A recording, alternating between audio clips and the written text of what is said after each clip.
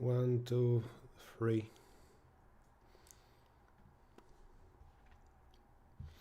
Yesterday we did the first 12 problems in CSES Introductory section, and now today I hope we'll manage to do the other 12.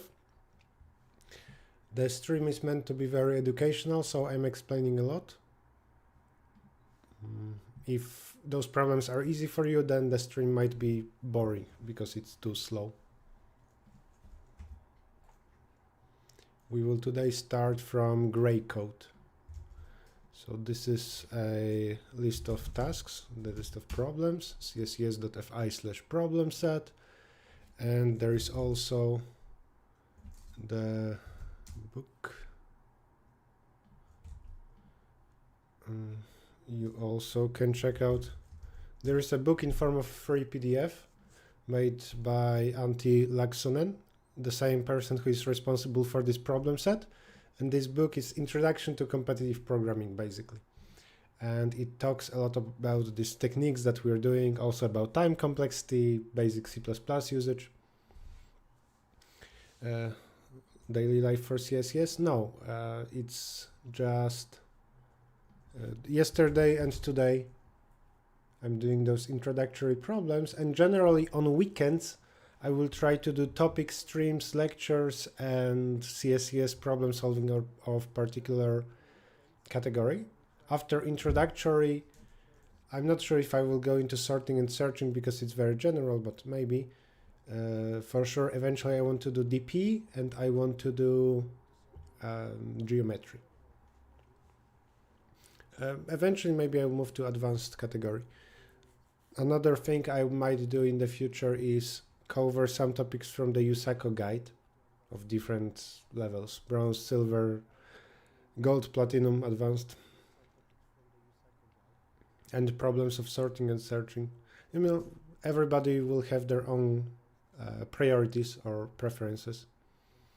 For some people, those end problems of sort and searching, it's too hard. Okay, so today we're starting from gray code. I think we're live on Code Forces, it's displayed, Twitch, YouTube. Okay, just like yesterday, I'm turning off the chat, and I will only reply to messages about, not this button, about the problems I'm solving. Afterwards, there will be, all the codes will be available in GitHub repository, link will be somewhere in the description. And in Code Forces, you can check out some of my announcements for classes, camps in the coming weeks, if you search for my blogs on Code Forces. All right, first task, gray code.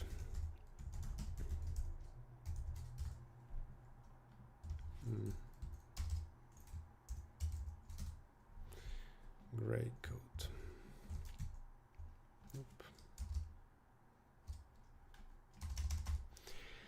Gray code is a list of all 2 to the power n bit strings of length n, where any 2 consecutive strings differ in exactly 1 bit. Your task is to create a gray code for a given length n. For example, if n equals 3, we're considering all possible binary strings of length 3, and there are 8 of them. It's those. They represent, in binary form, they represent numbers from 0 to 7. And we need to arrange them in such a way that every 2 consecutive numbers, they differ by exactly 1 position. For example, this is a wrong order because those 2 consecutive numbers, they differ at 2 positions, at this position and this one. Instead, I could maybe swap this here. Now this is bad, so move this thing here. Then first and last is very incorrect. So we need to also change this a little bit. And now I think it works. I think that this is a correct solution for n equals 3. It's all the numbers from 0 to 7, and every 2 consecutive numbers, they differ at exactly 1 position. Maybe there are some ways to solve this iteratively and to figure out which bit should be changed. But the main solution here is recursive, and I think that it might help for us to visualize this task. This is CSES Introductory Problems Part 2. So see, turns out that binary strings can be visualized at least up to 3 dimensions. If you have n equals 2, then you have those strings. And you can say that those are coordinates of a square. So if you draw a square, you can say that this is a point 0, 0, or just a mask 0, 0. This is a point 1, 0, 1, 1. Sorry, not 1, 1, 0, 1, 1, 1. Those are coordinates. If you say that this is x coordinate and this is y coordinate, then we're talking about points.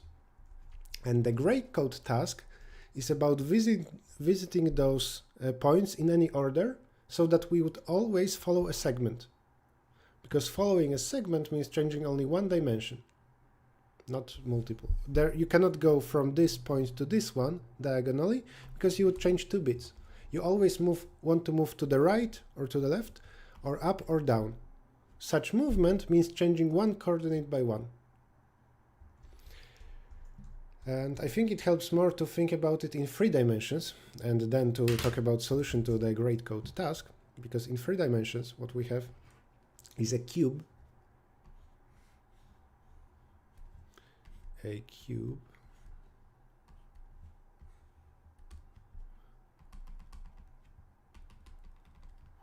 that looks like this, and there are coordinates 0, 0, 0, 1, 0, 0, 0, 1, 0, and then for that z coordinate, the one that goes deep, let's say that's the 3rd coordinate.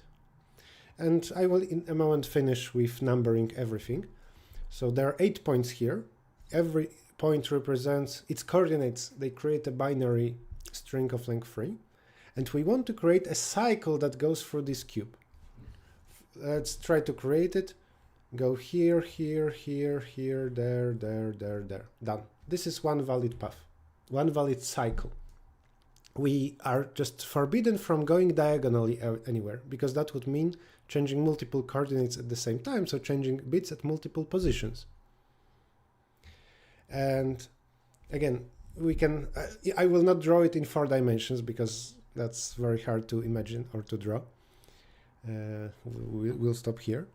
The main solution for gray code, either with this visual interpretation or without, is recursion or kind of induction, where if you solve for 2 dimensions, so you find a cycle here, let's say this, you can use it without the last move in the 3 dimensions. So I'm going to start here, go here, here, there. That this will be my beginning, and now I cannot go to the start because that would be a finished cycle without visiting everything. I will stop here, and I want to jump to the other copy of this dimension. So you see this first side of the cube, it has its copy behind, which is there, behind, and we can follow the same pattern, just backwards. That is, if you went from this point, call this point A, call this point B, right? A is 0, 0, 0, B is 0, 1, 0.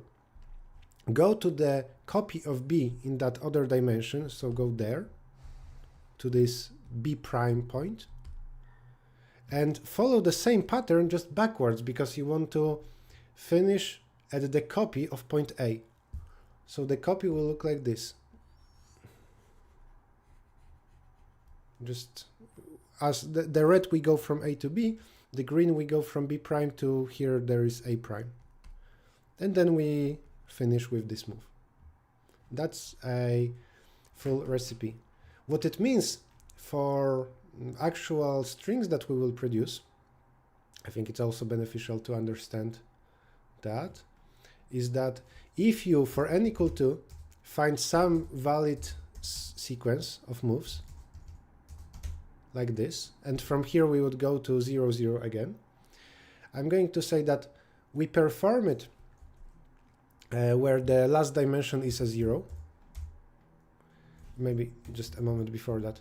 I'm going to perform it again just backwards. So now I'm going to reverse this. So this thing will be reversed. That's the green part. So now if I reverse it, I start from 1 0 1 1 0 1 0 0. This is the same thing reversed, and this is what I do in the first dimension. So on the front side of the cube, this is what I do in the second dimension, the back side of the cube, and that's it. So the recipe is solve for smaller n, make a copy of that sequence, that second copy, or the second half of the sequence, append ones to it at the end. That represents going with the back dimension, and this is the front dimension. Those are not technically proper terms. There isn't such a thing as front dimension. It's a simplification. It's the front side and versus back side, where we're talking about that new dimension just added. And if we were to solve this in one more dimension, so 4 dimensions, we would have another copy of that cube, where those cubes would be combined with a lot of new segments. I'm not going to draw all of them. And the solution is to repeat this pattern here in the other cube. So repeat this here, like that. And after we do this pattern here, just before making the last move, which is, this was the last move, we go to the other cube, we backwards follow the pattern, and we go back to the start in the first cube. Now, whether that visual interpretation helps you or not, it's up to you, but the code is simple. And I think I will do it recursively, though iterative while loop is also fine. Not sure what is better here.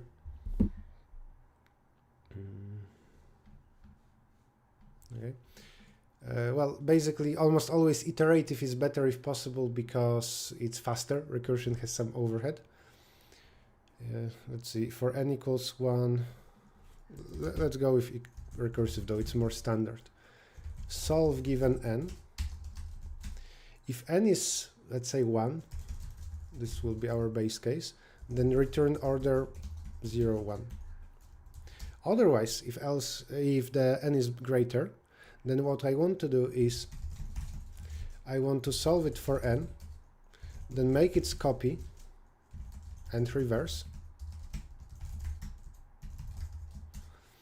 And then every element of A you need to add 0 at the end, and every element of B you need to add 1 at the end. Now it's not extremely efficient, but let's work with strings, though it would be more efficient to work with integers, because those are easier to store for a computer.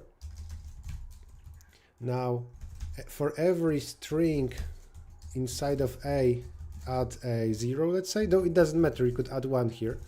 For every string in B, add a 1, and now you need to combine A and B. You need to return A plus B vectors. There isn't such operation on vectors in C++, but what we can do is I think insert at the end, I want everything from B. And I want to read n. Answer is solve of n. For everything in answer, print the string. See if it works. 2. Infinite. I think we went into infinite loop. Solve for n minus 1, obviously. A moment ago I had infinite recursion. When n is 3, you want to solve for n equal to 2. I think it works. Okay, submit.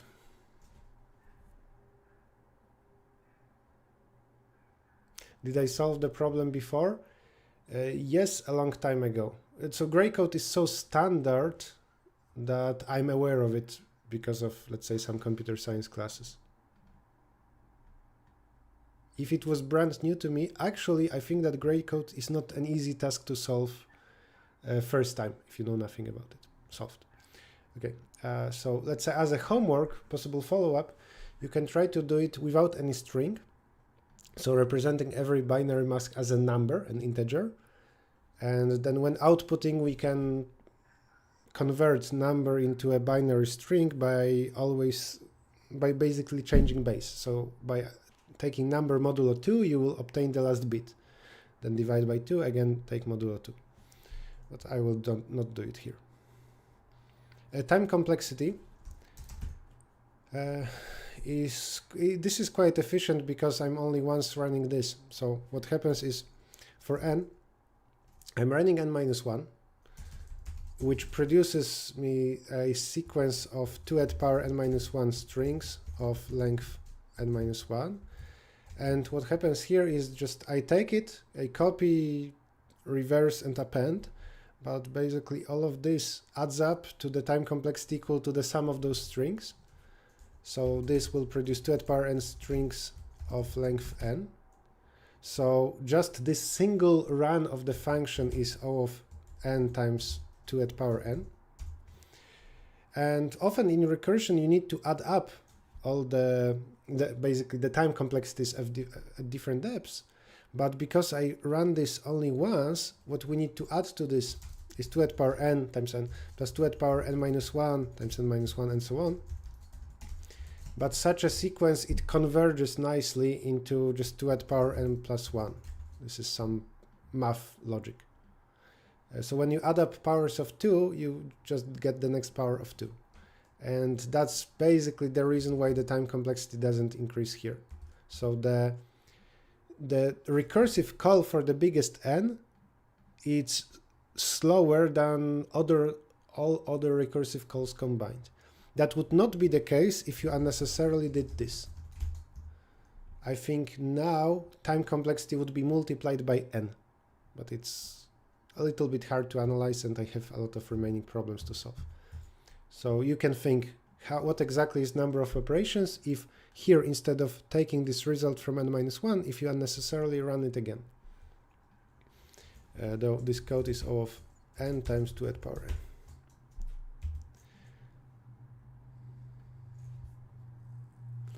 Okay, next problem.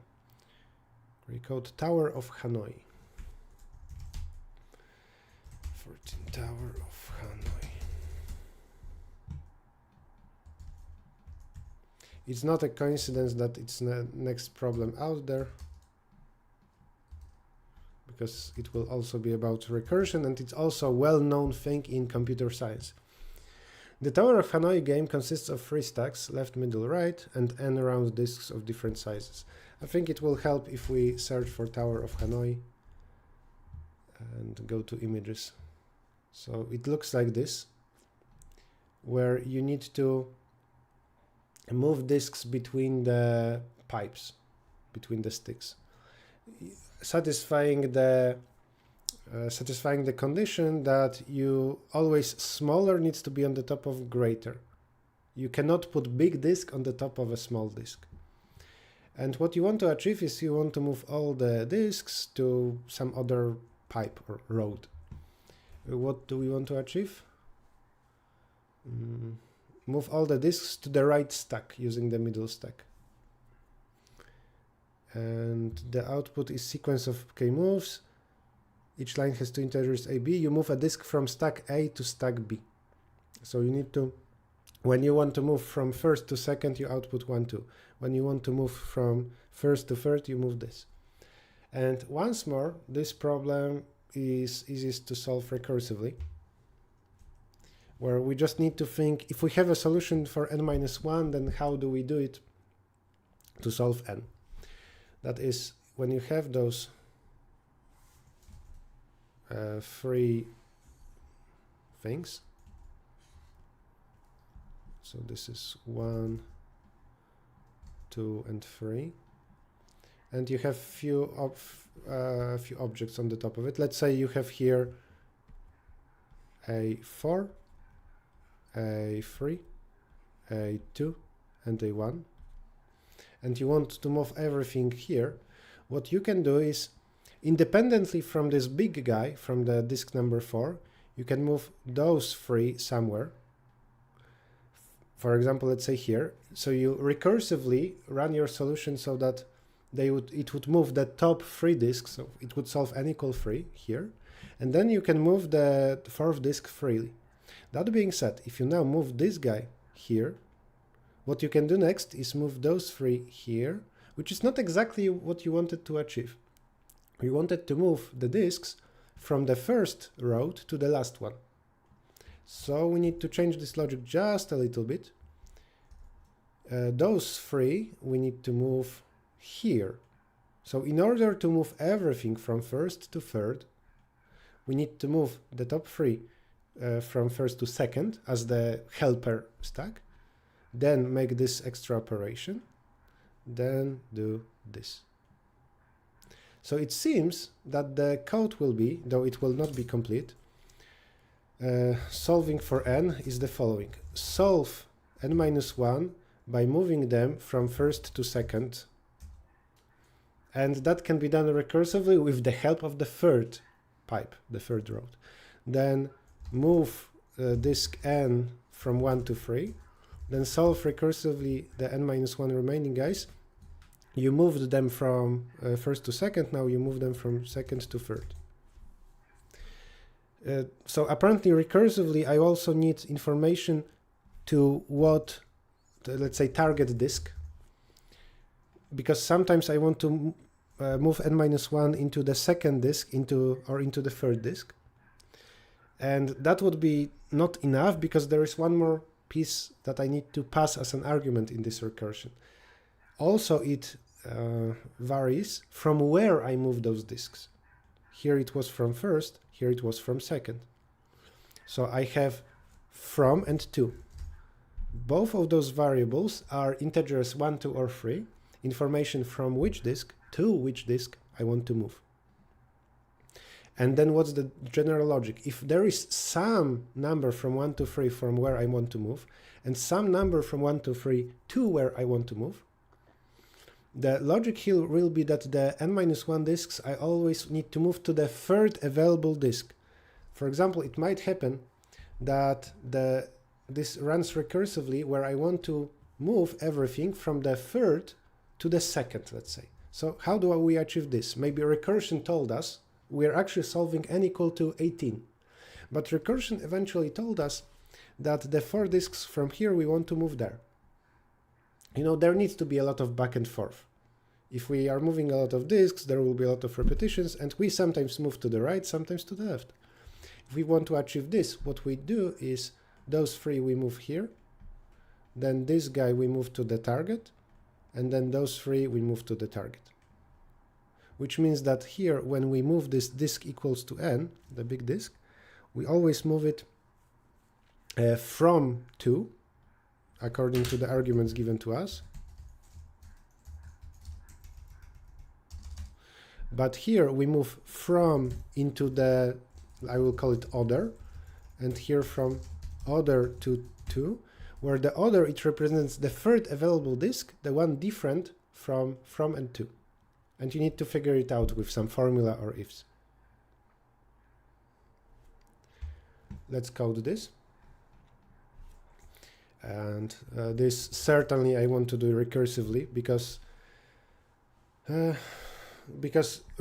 while in the previous problem recursion returned to us a vector of numbers, and that often can be done with iteration instead.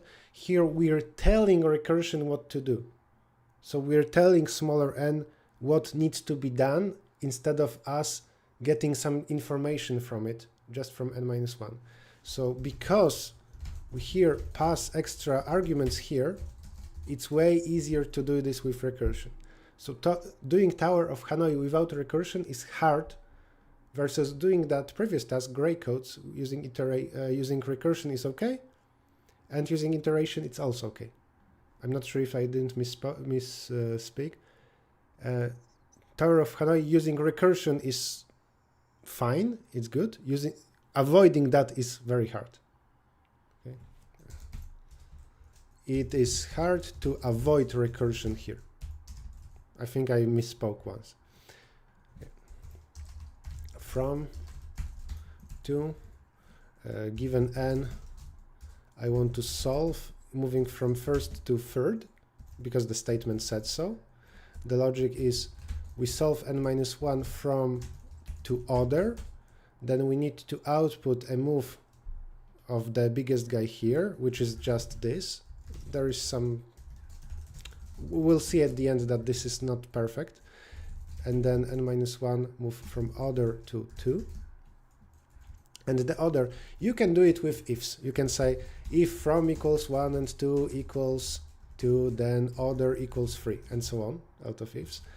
But when you have few values and one is missing, we already yesterday solved such a task. It was a missing number or something like that. I think it was the second of the introductory problems. And you might remember a trick that when one number is missing, you can take the sum of the other and subtract those that are present. This is a formula that where you will obtain the third missing value. If this is 1, this is 2, automatically 3 will remain. So I can put a 6 minus from minus 2. Okay, let's see what happens when I run this. Infinite recursion detected. That's a good warning. For n equal to 1, I think we don't need to do it. I think it's enough to do if n equals 0, then return. If n equals 1, then this runs empty, this is printed, one operation, and this runs empty. Yeah, seems good. You could also do if n equals 1, just print that single operation. N equals 2, 1, 2, 1, 3, 2, 3, it's the same sequence. Though I think it could be a different sequence, 3, 4, and so on. But if this is the input and this is the output, then actually I would get wrong answer here, because the output has one more number. The number of operations. The output says first print an integer k, the minimum number of moves. And I'm not going today to analyze why it's optimal, but basically we don't have other choices. Nothing else is possible. Almost always a move that we're making, there is basically no alternative what to do. You can analyze that using small n.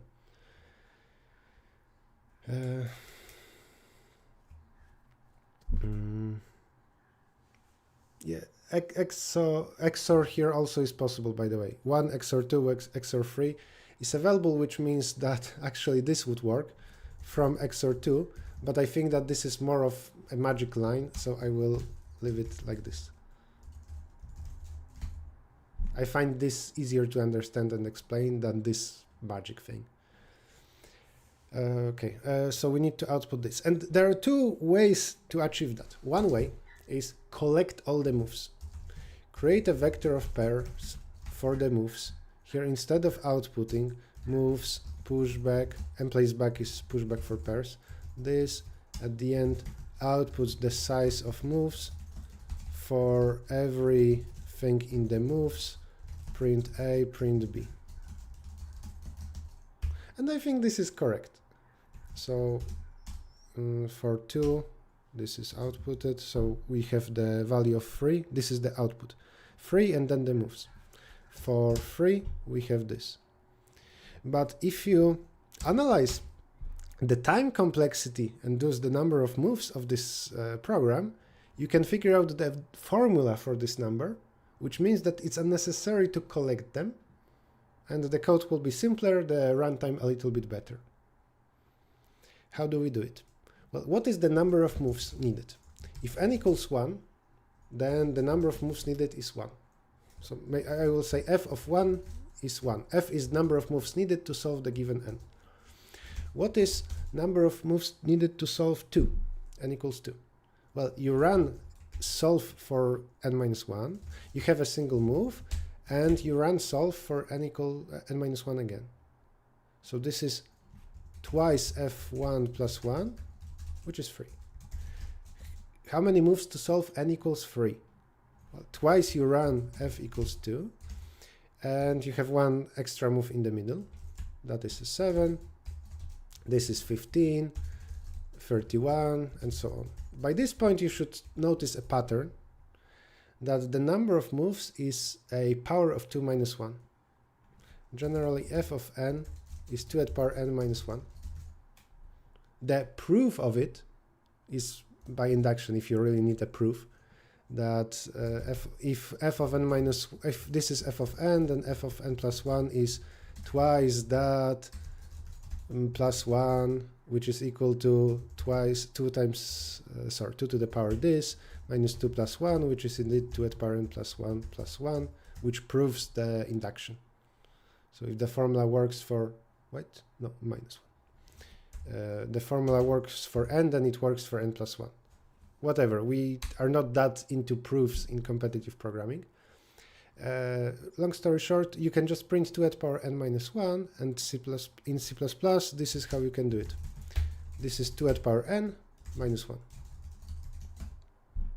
This is the number of moves, and then you don't really need that, you don't need this, just output moves when you see them.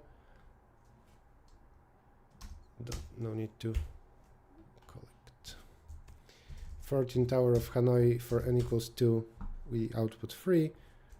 For 3, we output 7. Seems good. Time complexity is the same as this number of operations things, so it's O of 2 at the power n. That's exactly number of things we will print, and there's nothing heavier here that we do. There are no extra for loops and stuff like that. So number of recursive calls is here equal to the number of operations we run, with small exception of n equals 0. So actual number of operations is maybe twice bigger than this, but constant factors we skip in time complexity.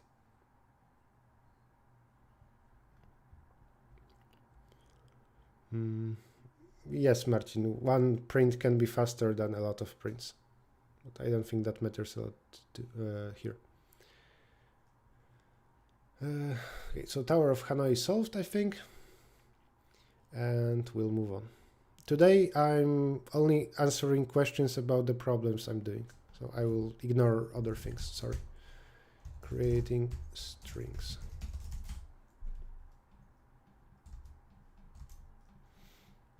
Okay. Given a string, your task is to generate all different strings that can be created using its characters. So all permutations, let's say, of this. And I very much like this problem, and I used it in my students for the past 5, maybe 10 years, a lot of times. It's one of my favorite problems in CSES because it shows a lot of stuff, a lot of alternatives, including bad ones, something that is too slow. So we'll talk about multiple solutions. First of all, to put it out of the way, in C++, specifically in C++, there is a very fast way to do something like that. If you have a string or a vector or an array, and you want to try all the orders of it. So for example, you have a vector 1, 1, 2, 3, but also you want to consider orders 1, 1, 3, 2, 1, 2, 1, 3, yeah, and so on. It's up to n factorial orders, though sometimes there are repetitions and they do not create new orders. In C++ specifically, there is the following way to do it.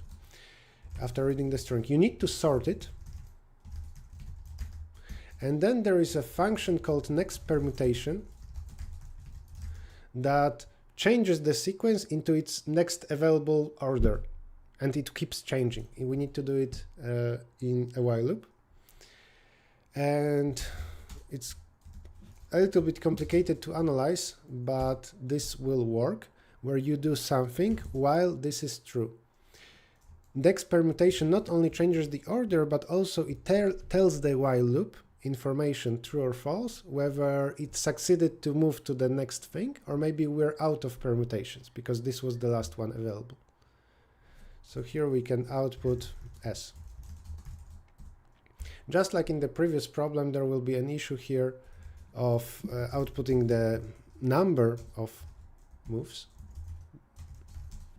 So I think we see here all the strings, but first we need to output the value 20, the number of them. That's what they told us to print. So we need to collect it actually. Vector of string answer. Here I'm going to say answer pushback S. At the end, print size of the answer vector, and for every string in answer, print it to the output.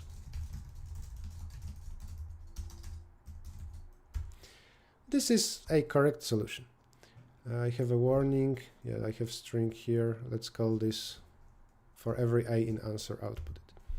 You shouldn't repeat variable names like that because then it's easy to make a mistake. This is why we saw a warning. I see 20 strings starting with A, B, C, ending with C, B, A. Okay. So that's creating strings. This is solution specific to C++, and in C++, in competitive programming, you will use this function a lot when you are okay with n factorial time complexity. The time complexity of this is up to n factorial when all the characters are different. It's n factorial multiplies by n because here when you have this string of length n, you need to do something with it. The time complexity of function next permutation itself is a little bit more complicated to analyze. There is amortized time complexity going on. I will not go into that. This is the time complexity. That being said, in other languages, I don't think such a nice function is available. We can make it, but also it's not trivial. And also in C++, sometimes you don't want to do it. For example, when you really care about the time complexity, and there might be reasons that in some problems this times n can be avoided. Maybe there are a lot of repetitions here and you want to handle that differently. So there are alternatives. More general solution, something that works in all programming languages, and in some other problems it might lead to a faster runtime, is to use recursion. Because how can we generate all strings of length 5 with some characters? We can do stuff similar to, for example, the gray code, where we have a function and it returns vector of strings. But when we try to create different strings, and it's not that we need particular order like here that satisfies very important property.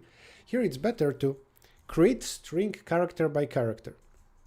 So I'm going to create a recursive function build that gets a string that we have already, and it tries to append different characters to it. Let's say for now, it tries to append A, tries to append B, tries to append C.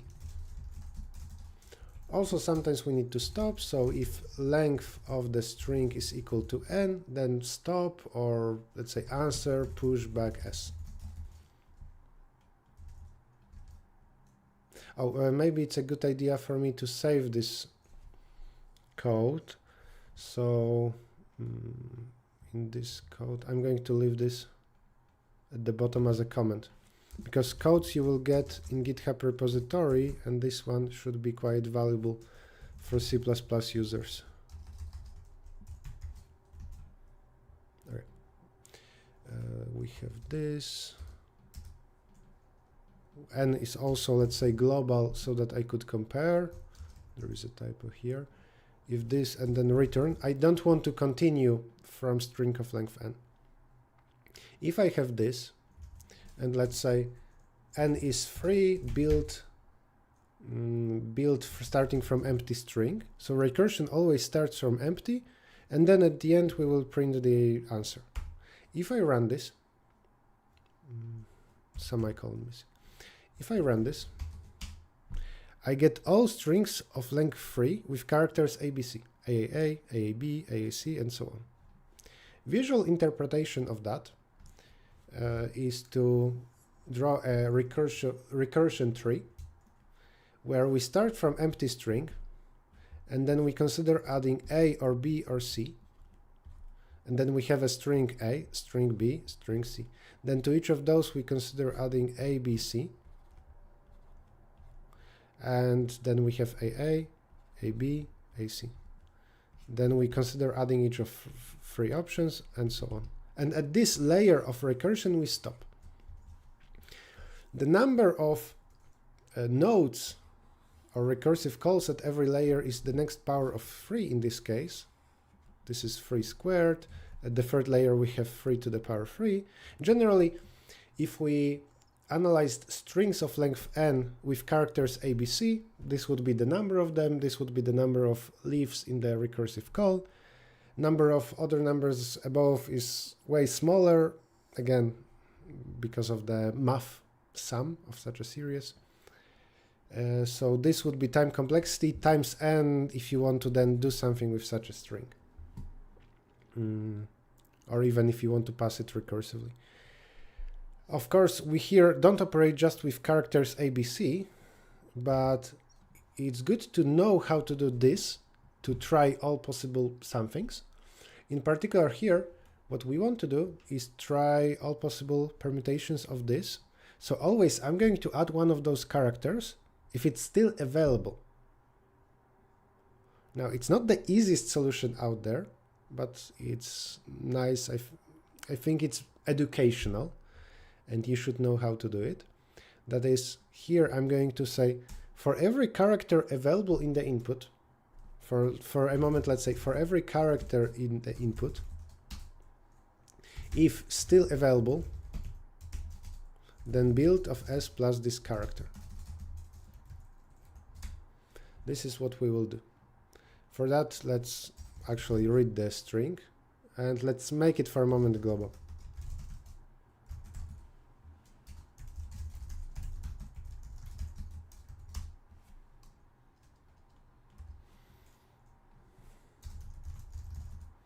One more thing about this.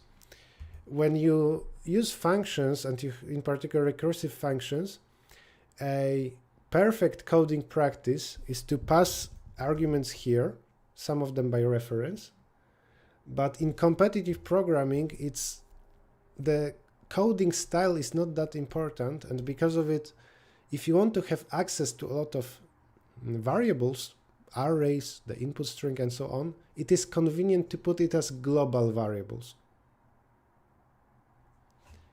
In this particular place, answering question from the chat, you don't need to cast to int, but generally there are reasons to do it.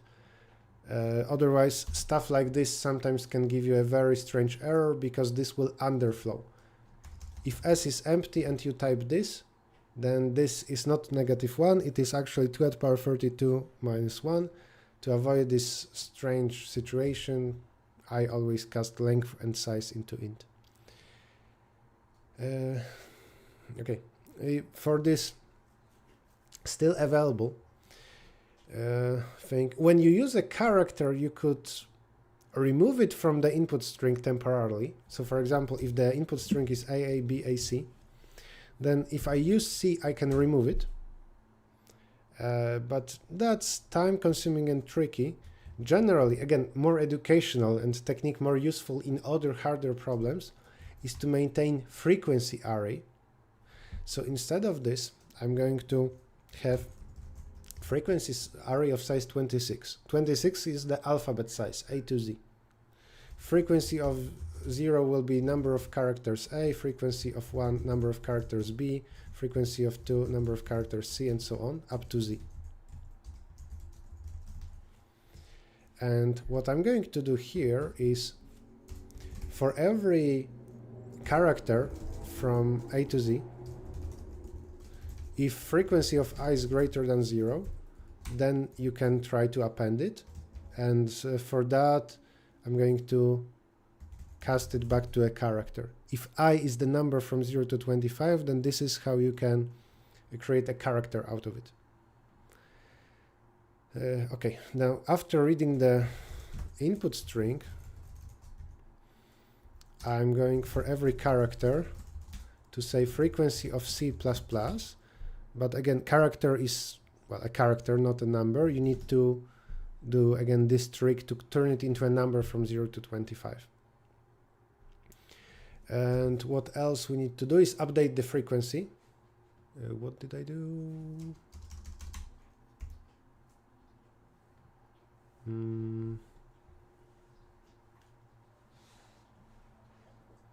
No much to this operator. S is string.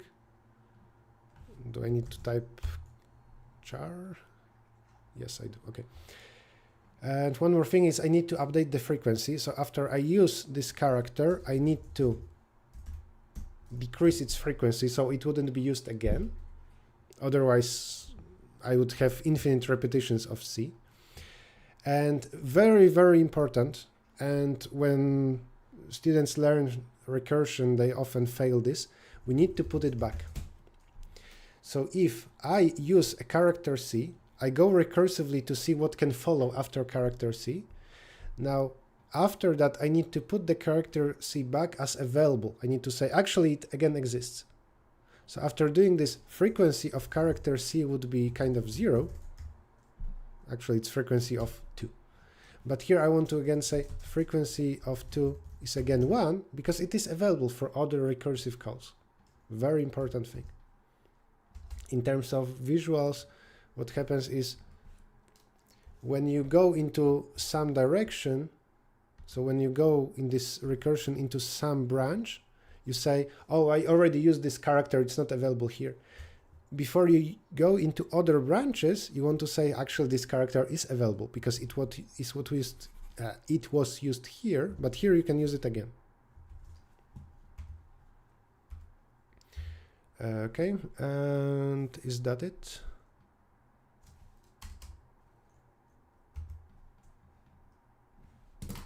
Let's see if it works.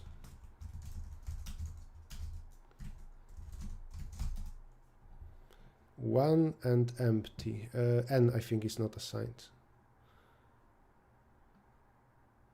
Oh, I did not read the string. So input was ignored. We see 20 strings from A, B, C to all the way here. Now I will submit. Time complexity here is a little bit harder to analyze. Let's say that it's n factorial times n plus 26, which is the alphabet size. Why is the 26? Because not only you obtain a string S, so when passing it to recursion you have amount of work equal to n, but also every time you iterate 26 characters from the alphabet unnecessarily, so hence there is plus 26. So even if the input string is just character A, this is a little bit unnecessary for loop because it iterates everything. This could be optimized because I could here only iterate characters that exist in the input. So this can be improved, but it doesn't matter in this problem. So I'm going to submit this and say that I'm happy enough with this efficiency. But this could be improved a little bit. Accepted. Okay. Now I wanted to cover the second solution, not because it's better here. It's actually, I think, a little bit slower, and it's longer than our previous code, the first code with next permutation function, but it's more general and more educational with smaller techniques that you will use in plenty of other problems. So this creating strings problem, I recommend that you know both solutions and you understand both solutions. Any questions about this task? Can we use bits here to keep track of used and unused? Yes, we can, but it's better to do this because you can have multiple occurrences of, let's say, A, and it doesn't exactly matter that one A is used and the other is not. There is no difference between them.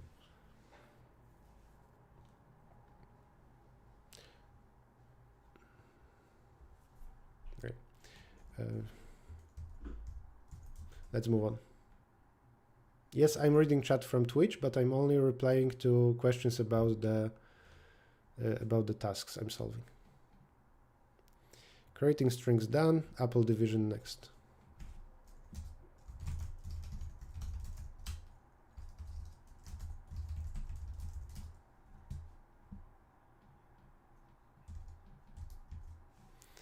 There are n apples with known weights. Your task is to divide the apples into two groups so that the difference between the weights of the groups is minimal. It's a little bit related to a task 2 sets from before, but in that task the values were from 1 to n, and we needed to get the perfect split. Here it's more general. The values are from 1 to 1 billion, and n is only up to 20. There must be a reason for that.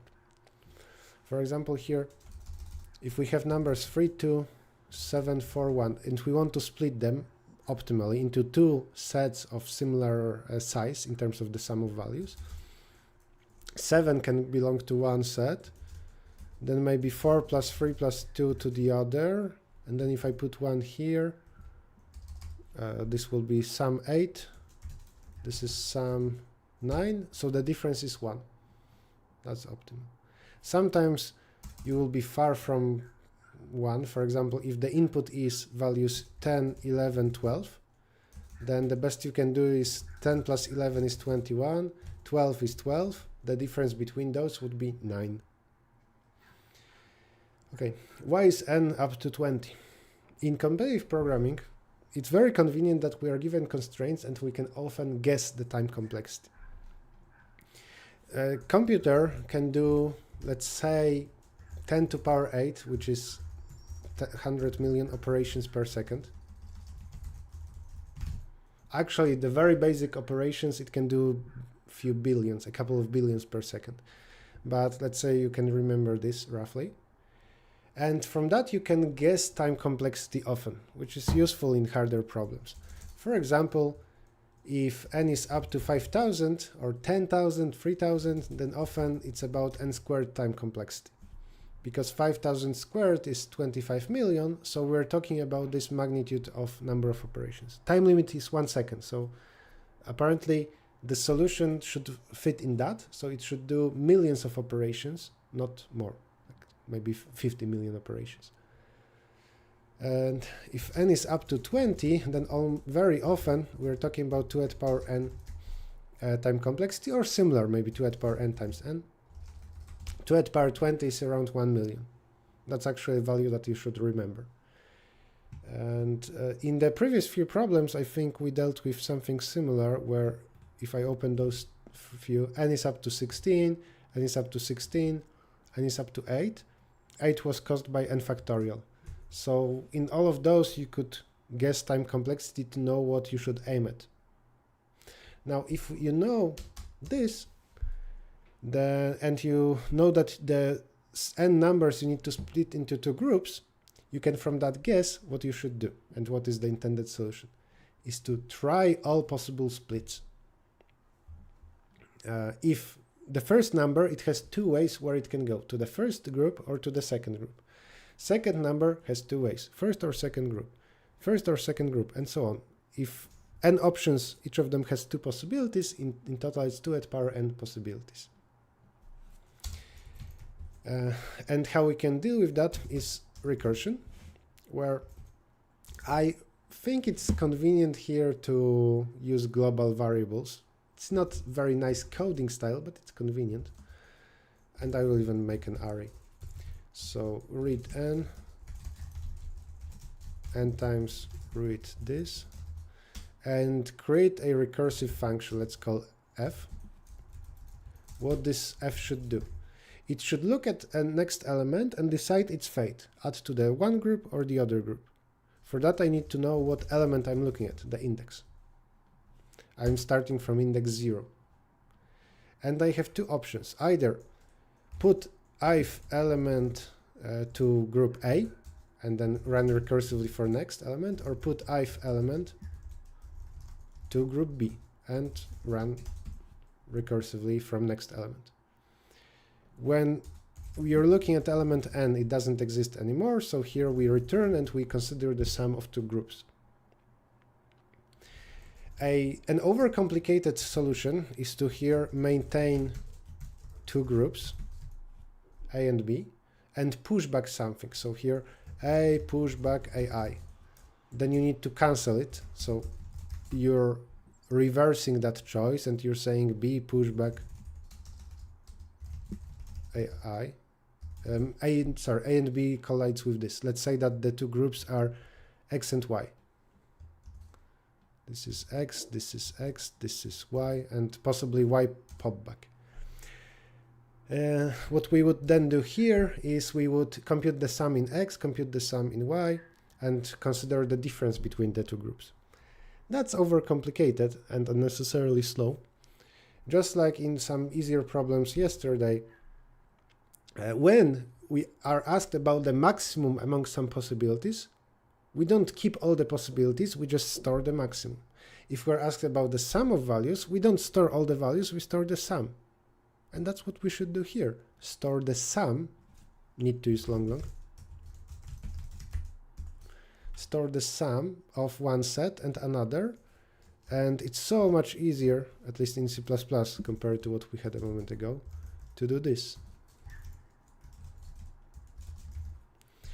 One of the two sums, either first group or second, you increase by AI and you move forward. Then this also gets simplified a lot, but because the answer should be minimum of the difference, x minus y. We will simplify this even more in a moment.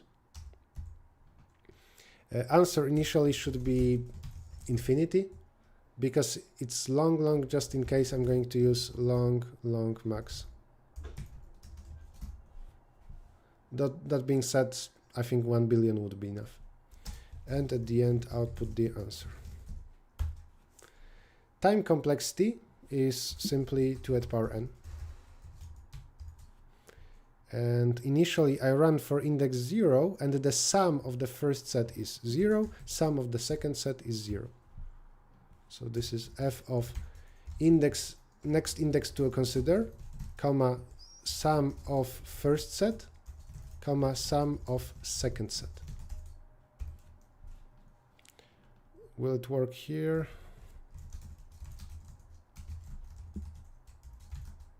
Okay, and does it work for my other example? 10, 11, 12. Yes, 9. I'm going to submit this and then optimize a little bit more.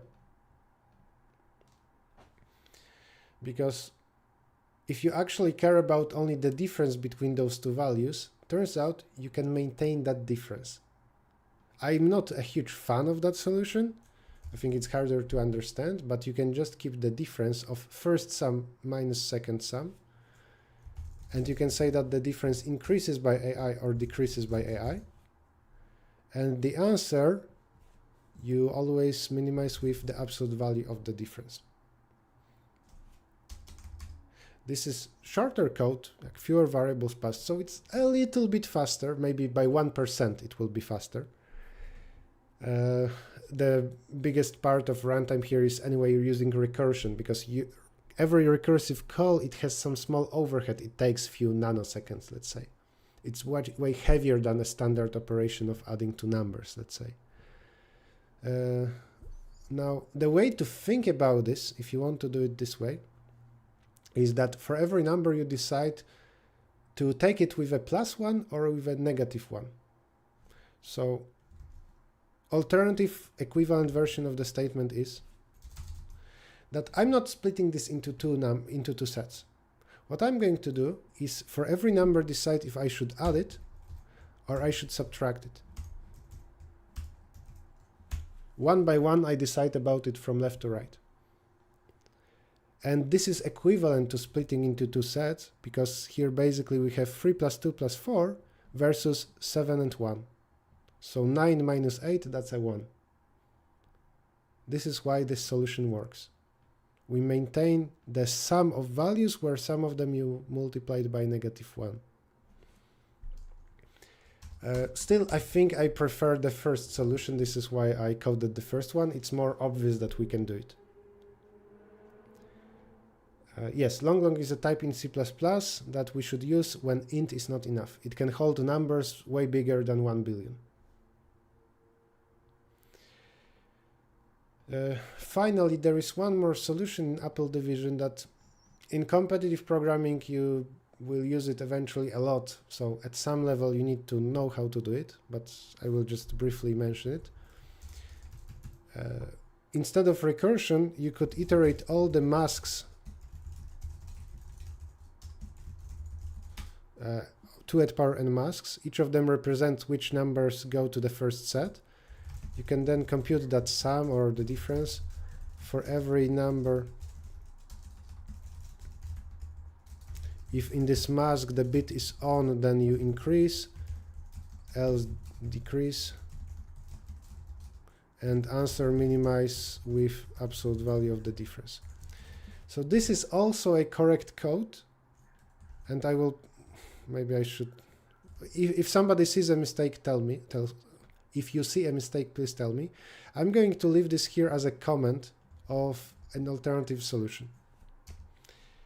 This is slower because it's 2 at power n times n. And if you're a beginner and for you this problem was challenging, then it's good enough that you understand the recursive solution so far. That being said, this is something you eventually need to know. What I did is I iterated all the bit masks, 2 at power n possibilities, corresponding to a split of those n values. I'm not going to explain more the exact binary operations that I performed. So what I eventually did is this, and sum first minus sum second. Okay, I will submit again to make sure that the current code works.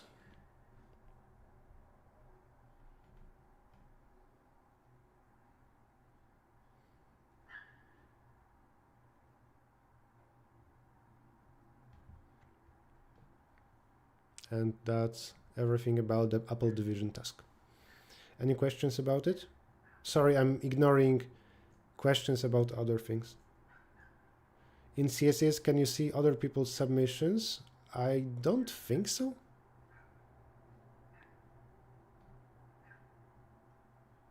Oh, actually, I didn't know about this. In CSES, you have analysis section.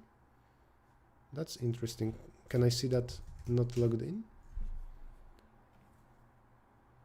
No. And can I see it for problems that I did not solve? I don't see it here, but maybe it's just doesn't exist. Do I see it in all the problems that I did solve? Analysis. That's nice. Oh, that's very nice. I wonder if after we solve Chessboard and Queens, I will get the analysis tab. Interesting. That was Apple division. I don't see questions about it. Yeah, Brandon, I also didn't know about this. We'll see if in Chessboard we will see the editorial after we solve it. You can, once you solve the problem, you have access to analysis and access to other people's codes. Let's compare this. So the difference is analysis and Q. If on Q, if I click something, oh, that's nice. So after I get accepted, and then I get answer to all the submissions, though it seems inconvenient that it's just a list of all submissions. I cannot really sort it or anything. Still, it's something. Then I think it's valuable after you get some way to get accepted in a problem, you can look up few solutions from others, especially if you see that it's not very long. So here, somebody solved it in 3000 lines, so I think it's a lot of copy-pasted code. It will be usually harder to understand, though you should scroll to the bottom and see the main function. Analysis is not written for all problems, understandable. Okay, Chessboard and Queens next.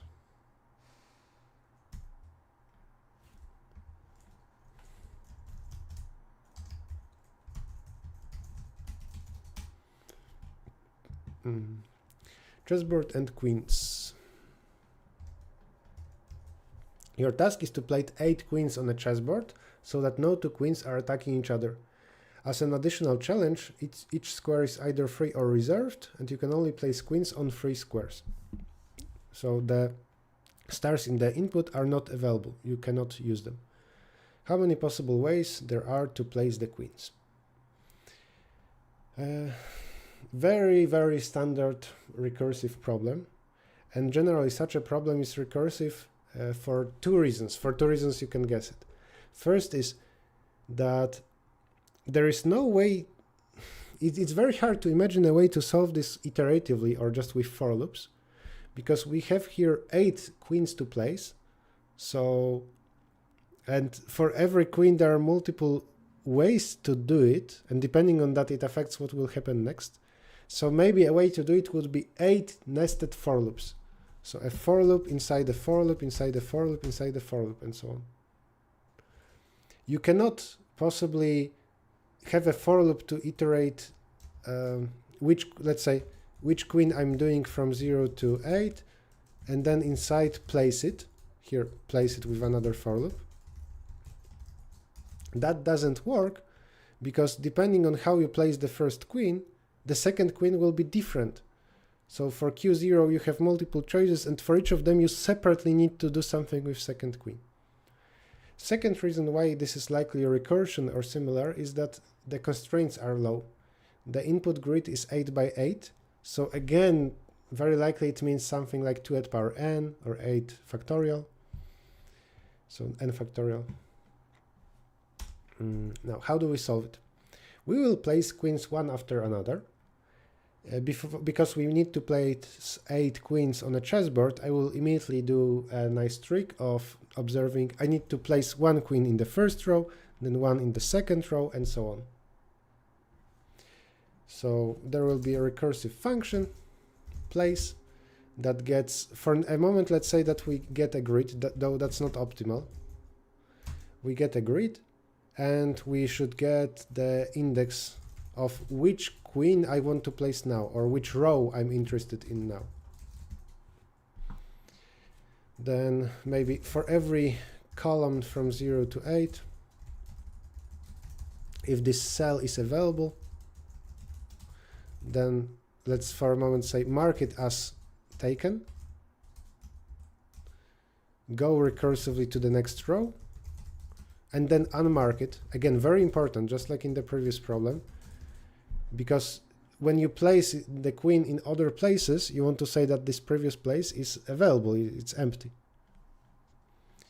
You have this, and additionally, if row is 8, then this is not really existing row. Rows go from 0 to 7, then answer plus plus. Answer, for safety, let's use long, though that's not needed. But why not? A single variable, whether it's int or long, doesn't matter. If you have a lot of variables, like an array or a map, a big data structure, then the data type matters because it affects the memory and speed a little bit. Initially, I need to read the string, so created a grid of size 8. For every row in the grid, read. Then place in the 0th row for this grid, and then output the answer. For now, this code will be very slow because it has a lot of possibilities to place, and I do not check very important thing. No two queens are attacking each other. So right now, what my code does, it counts all possible ways to place queens, one per row. I got segmentation fault, which I did not expect. After this, I need to return.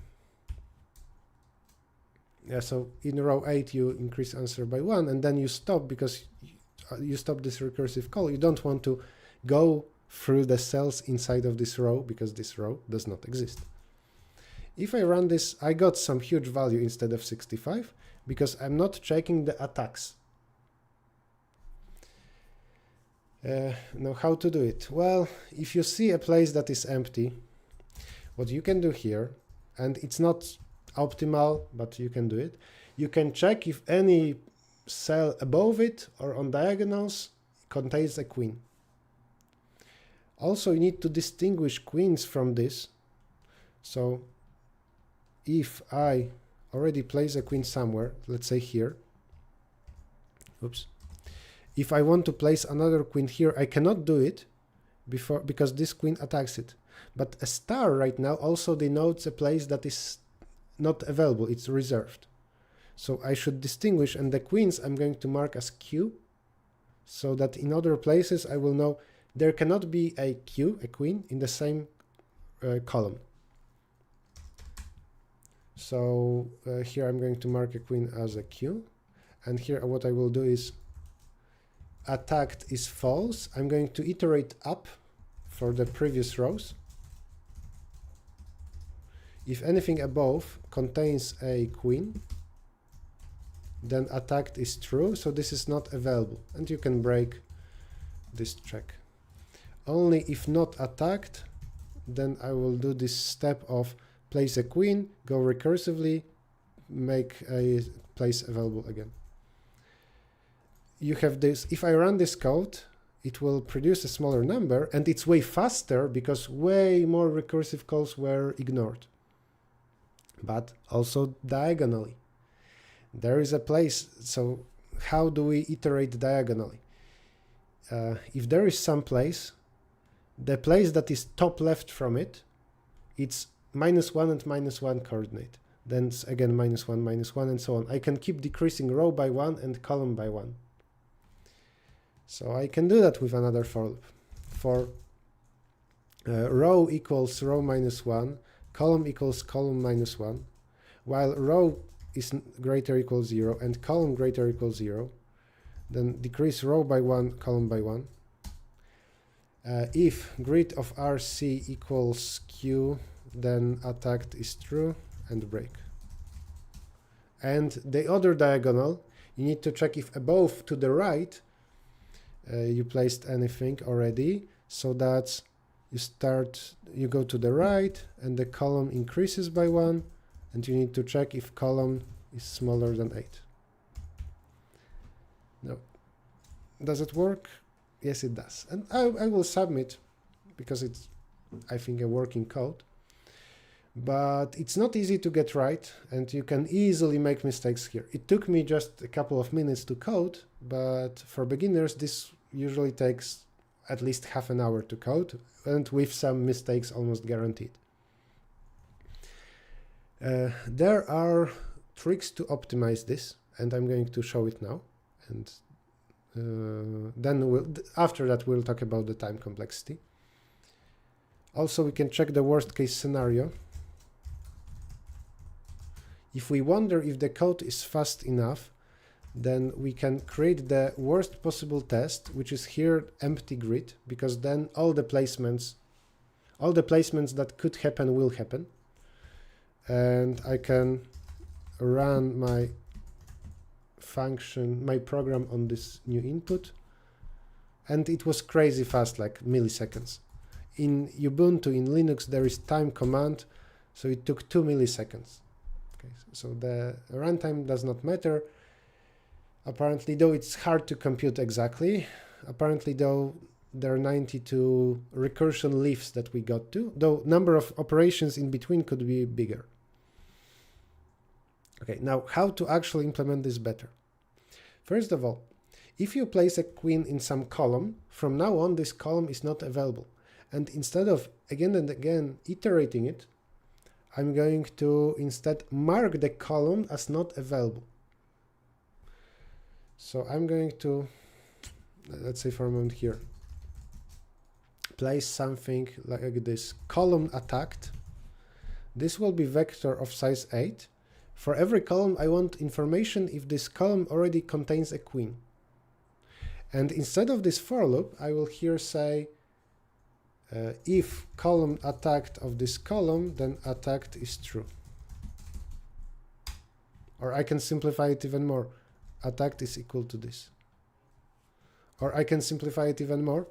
I can say if this and not column attacked of column. So that was simplified, great. But also we need to update this. So when I place a queen, I need to say column attacked of this column is true. I pass this thing. And then I say column attacked of column is false because I unmark the position. In future, in other checks, I want this to be available. And in the main, when I run the recursive function, I need to provide this Boolean vector of size 8 filled with false. That's by default true. By default, vector is filled with false, I mean. Bool attacked. I unnecessarily removed the variable. That still works, still 2 milliseconds, but when the runtime is so slow, we cannot really compare it run to run because 1 millisecond is just variance from my operating system, let's say. Okay, turns out that the same thing can be done for diagonals, though it's a little bit more tricky. I will in short explain it. And it's a trick that you need to know to solve some grid problems in the future. It's not related to recursion, it's related to grids. Let's say work with 4x4. Actually, it turns out it's easy to numerate all the diagonals, because let's observe what cells belong to this diagonal. Those are cells 0, 3, 1, 2, 2, 1, 3, 0.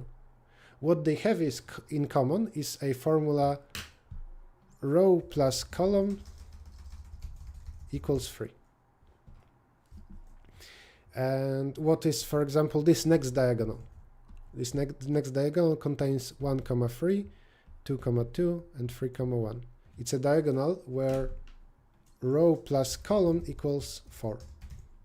In general, two cells belong to the same diagonal of this direction if and only if the sum of row plus column is the same. And that was about going up and right. So one part of my code I'm going to replace. This thing where I went up and right, I'm going to replace with if diagonal attacked of row plus column, then I'm not going to continue. So just like before, I will here add and not diagonal attacked of row plus column.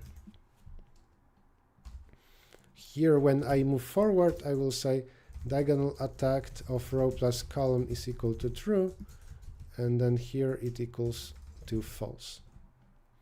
I need to also add it to the arguments. And I need to here create it. It cannot be of size 8, because row plus column can be bigger. Worst case scenario, row is 7, column is 7, so the sum is 14. The vector size needs to be 15. And 15 is indeed the number of diagonals. If you took chessboard and you counted diagonals like that, you will get 15.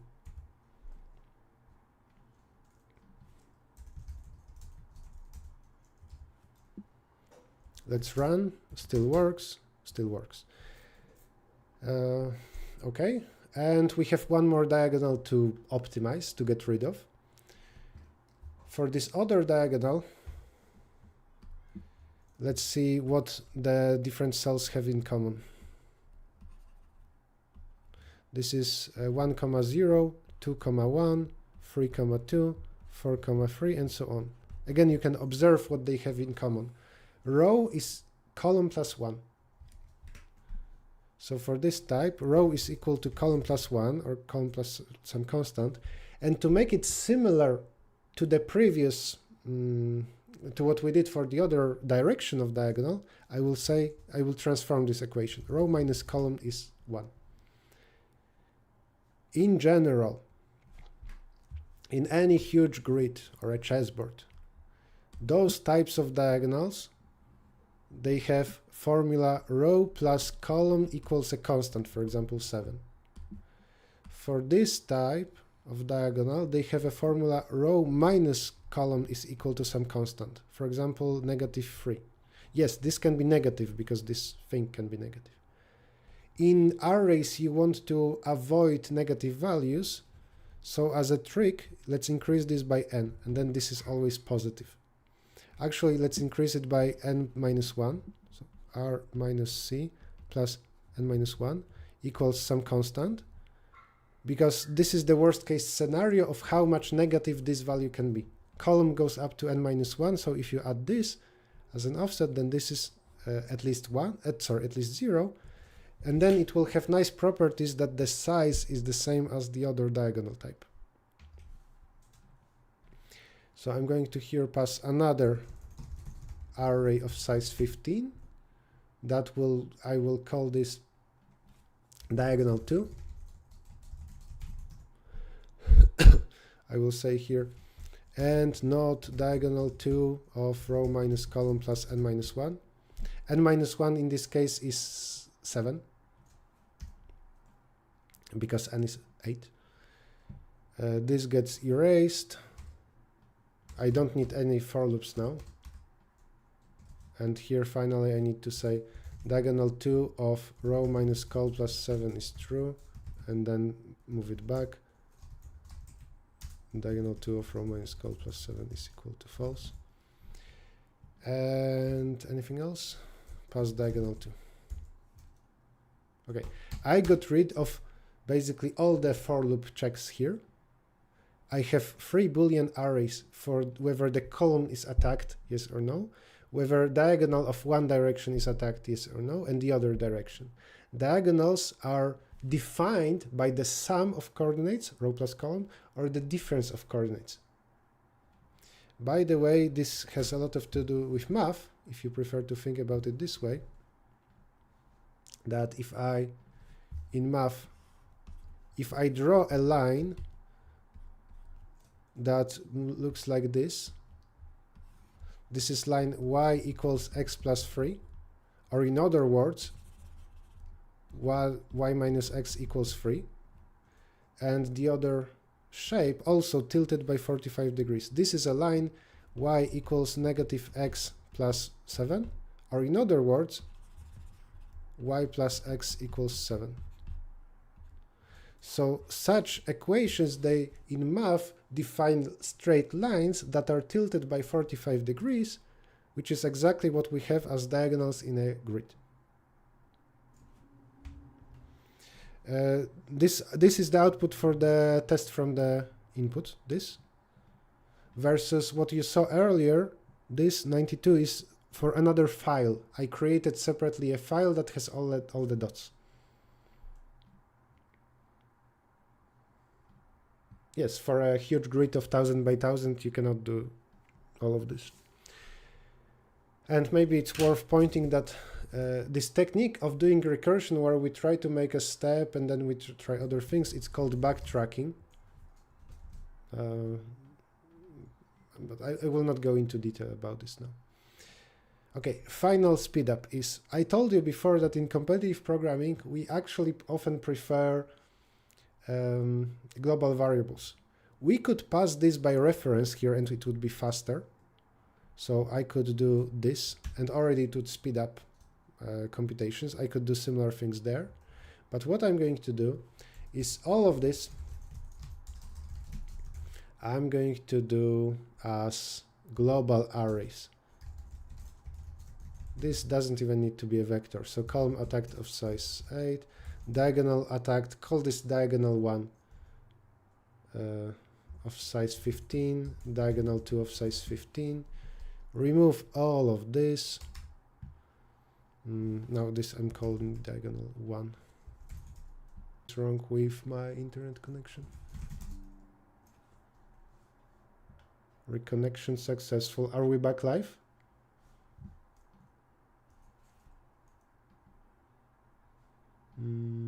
I hope that the stream did not break, and like it will. I hope the YouTube stream will not be broken into two.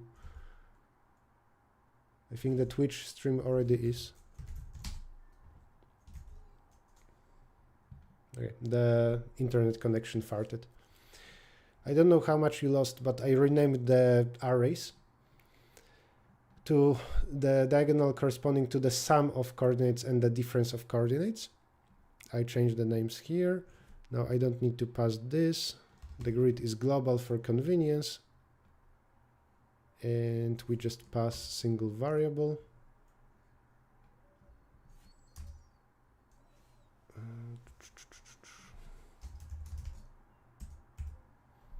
Does that work? 65, 92. It works. We got the time down to 1 millisecond, though. Again, for such small runtime, there is no point comparing that because it can be just run-to-run variance. Okay, and this is the code that turns out eventually very short. Remember for how long was the code temporarily when we needed to check a lot of other things. Right now, the code is simply this.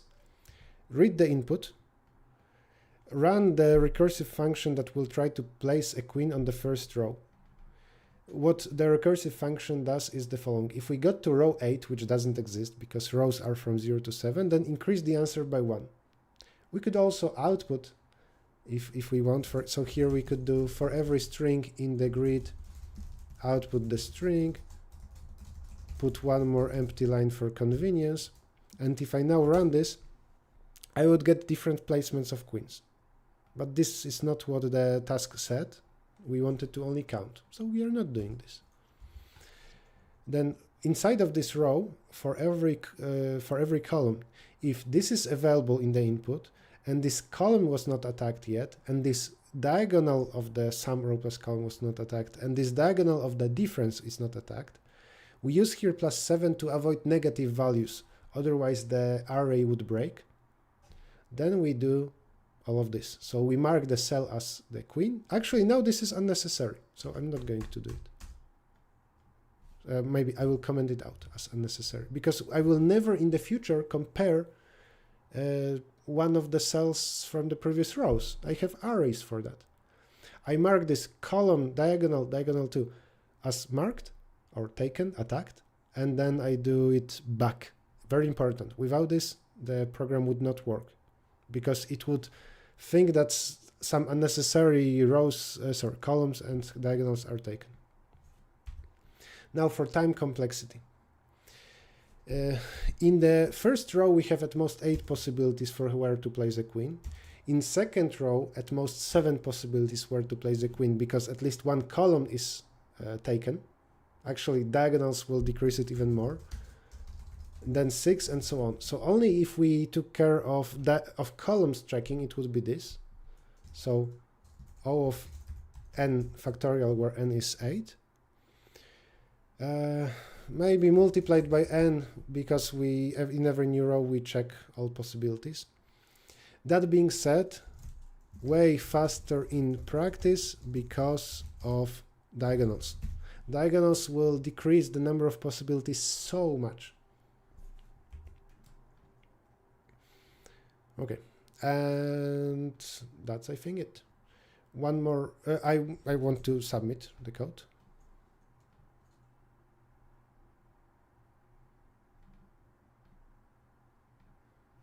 Oops. Accepted. Great. And one more thing is I want to make a drawing of visuals of what is happening. You should delete it from the if2. No. This thing here, it's important because it doesn't refer to queens already placed. This refers to the forbidden places given to me in the input. This checks if the input allowed me to ever place a queen here. It has nothing to do with where I placed queens in previous rows. For huge n, this solution, like n equals 100, this solution will not work. And I think it's an NP-hard problem and doesn't have a fast solution. Okay, one more thing that I want to show you is a visual representation of this. Maybe I want to also do something like this. So let's put this here, and I want to do this.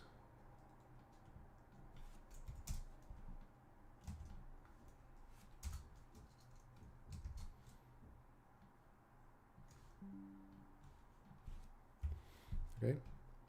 Now, visual representation of what my recursion does is as follows.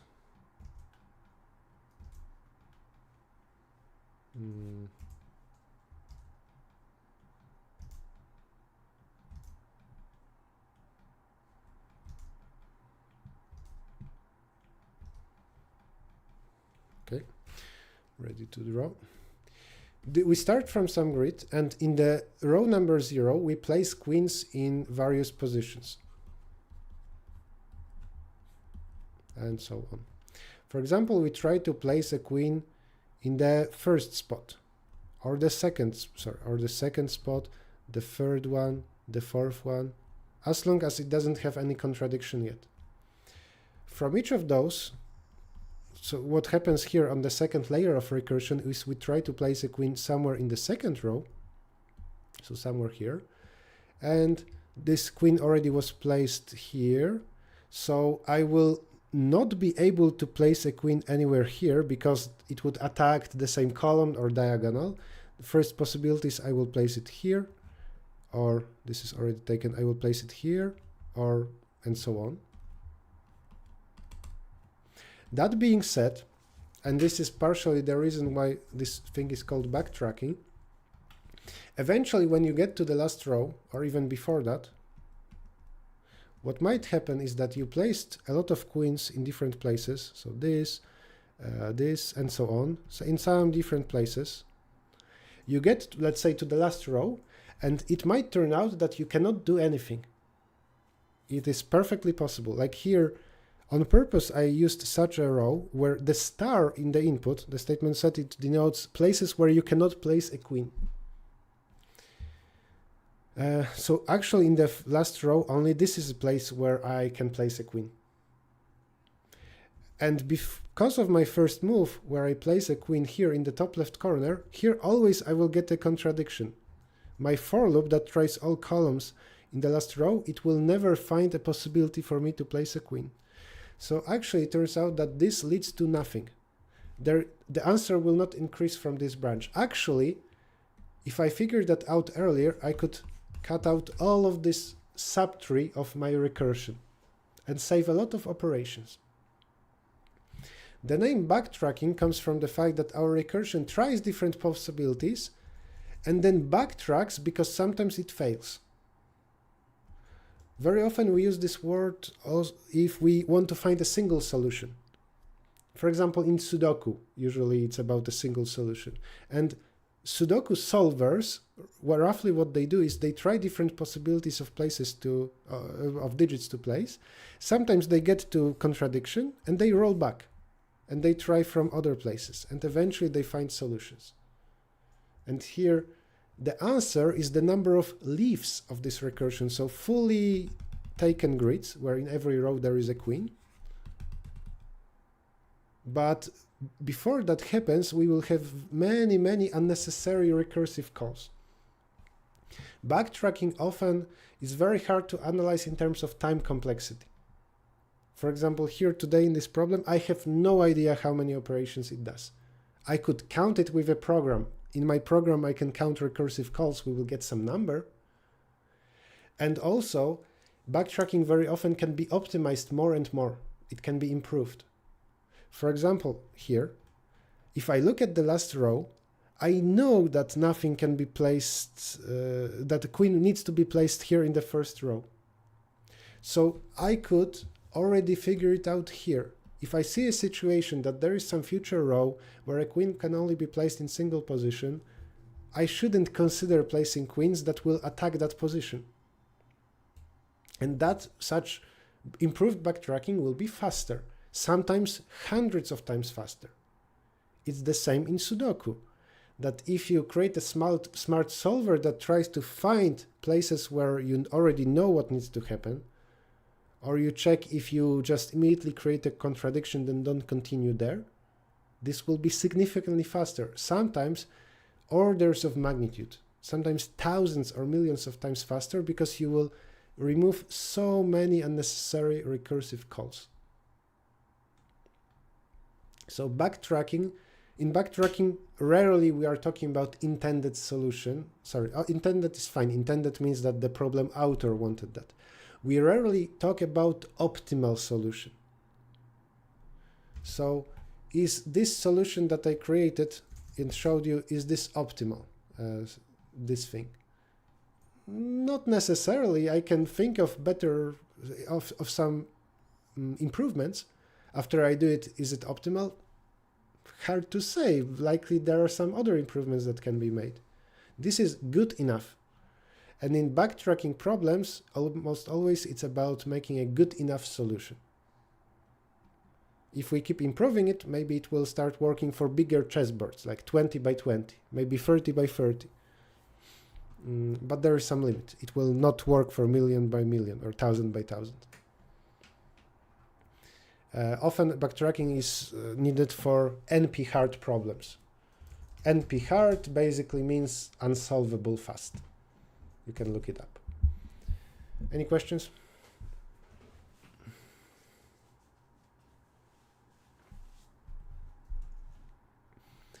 Okay, we're spending a lot of time per problem, but so far I think I'm proud of this explanation, and I think it's worth it.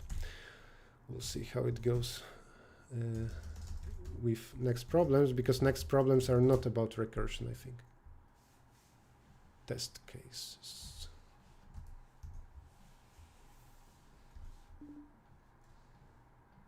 Okay. Raab Game. Consider a two-player game where each player has n cards numbered 1 to n. On each turn, both players place one of their cards on the table. The player who plays the higher card gets 1 point. If cards are equal, neither gets a point. So if there is a tie, then they don't get points. The game continues until all cards have been played. You're given the number of cards and the scores at the end of the game. Your task is to give an example of how the game could have played out. Also, quick check. In Chessboard, now I see editorial. I do. Okay, good.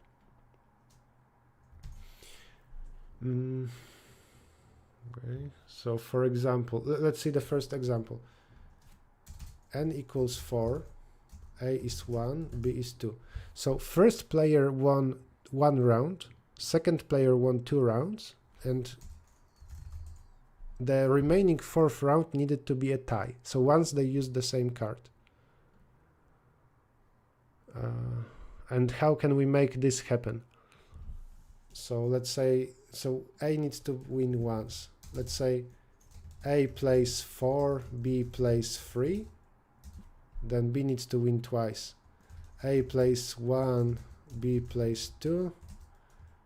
A plays 2, B plays 3 is already taken, so let's say plays 4. And there needs to be a tie, which seems very hard to get at the end.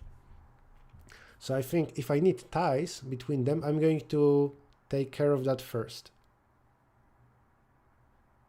So this will be the first step. If they have cards from 1 to 4 and they need 1 tie, I will just assume that card number 4 they both played in the first round, and that takes care of the tie.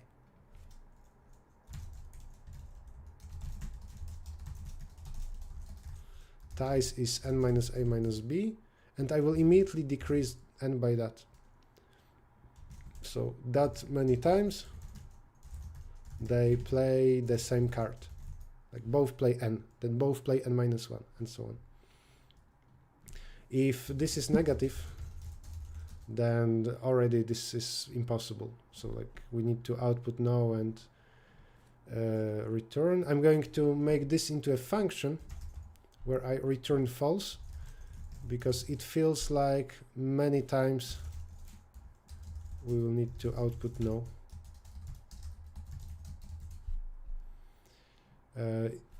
Now if n is smaller than 0, I don't know if this is possible, but that's also bad. Now n is remaining value of n of cards, such that among them they need to play a and b, and it should happen that a plus b equals n.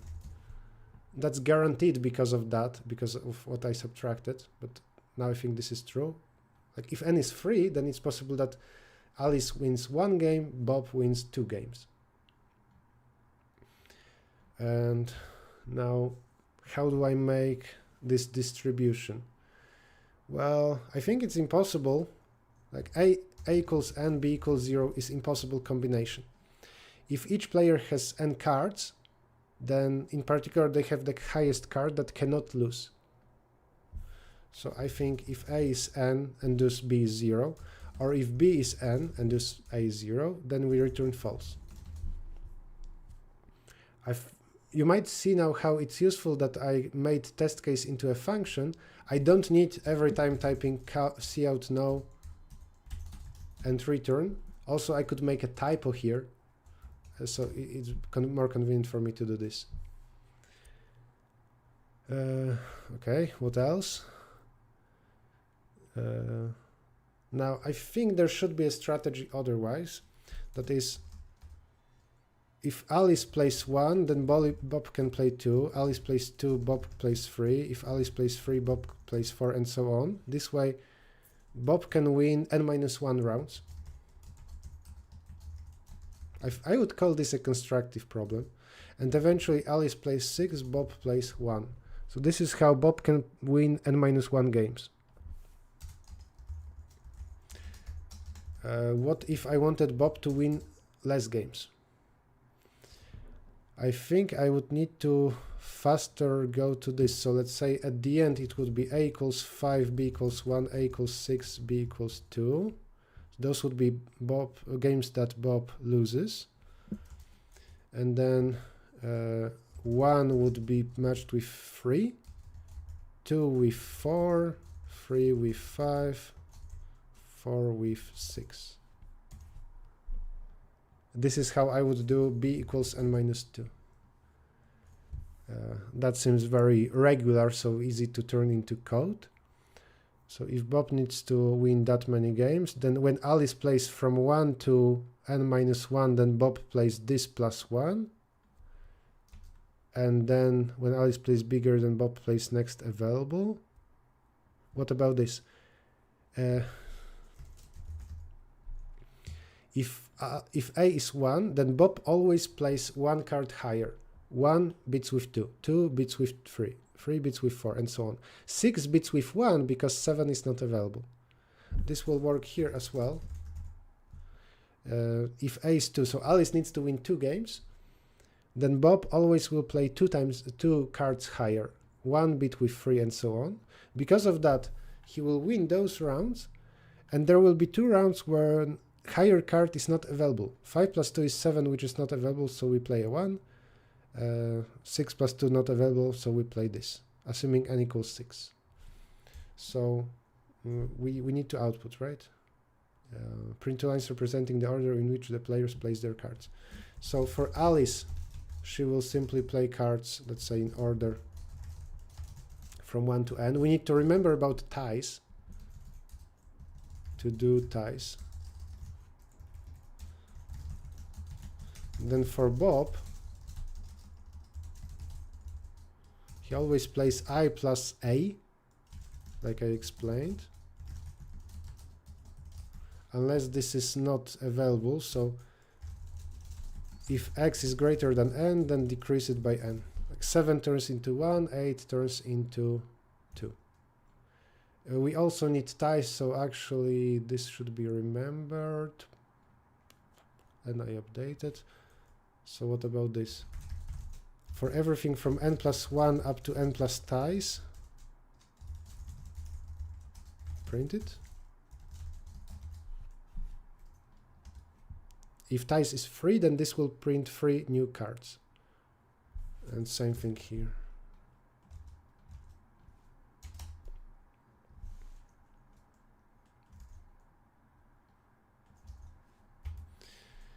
That turned out quite complicated, and then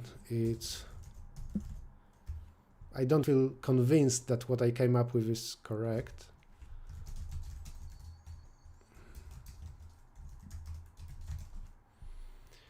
We need to output yes.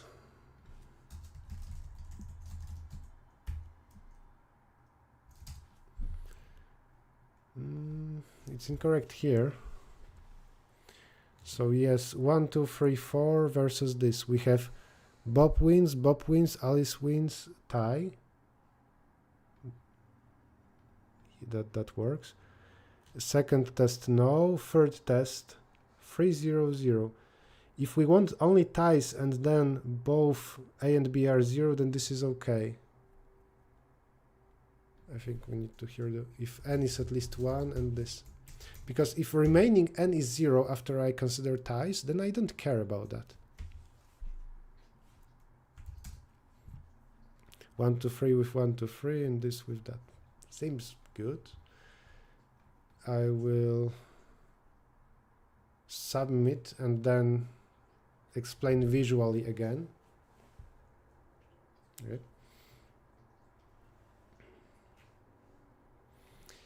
So the solution the task of this Raab game, where is my pen? Here.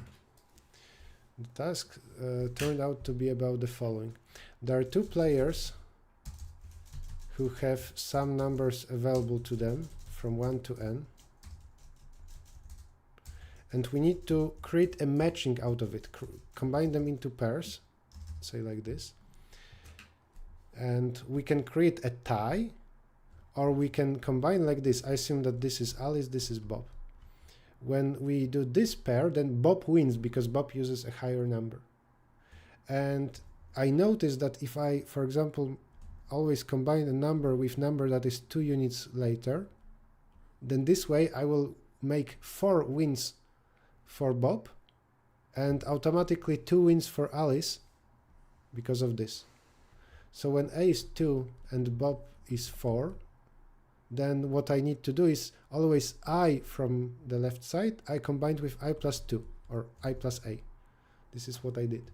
But the very first step is if I need some number of ties, for example, ties equals 2, then first what I would do is the last 2 available cards, like n and n minus 1, I would say that I need a tie. Though then I decreased n. So for example, if n was initially 8 and ties is 2, then I would 7 and 8 put aside in my mind. Then I would work with n equals 6. And then the 7 and 8 I would add at the end of the line, saying that they play them in order.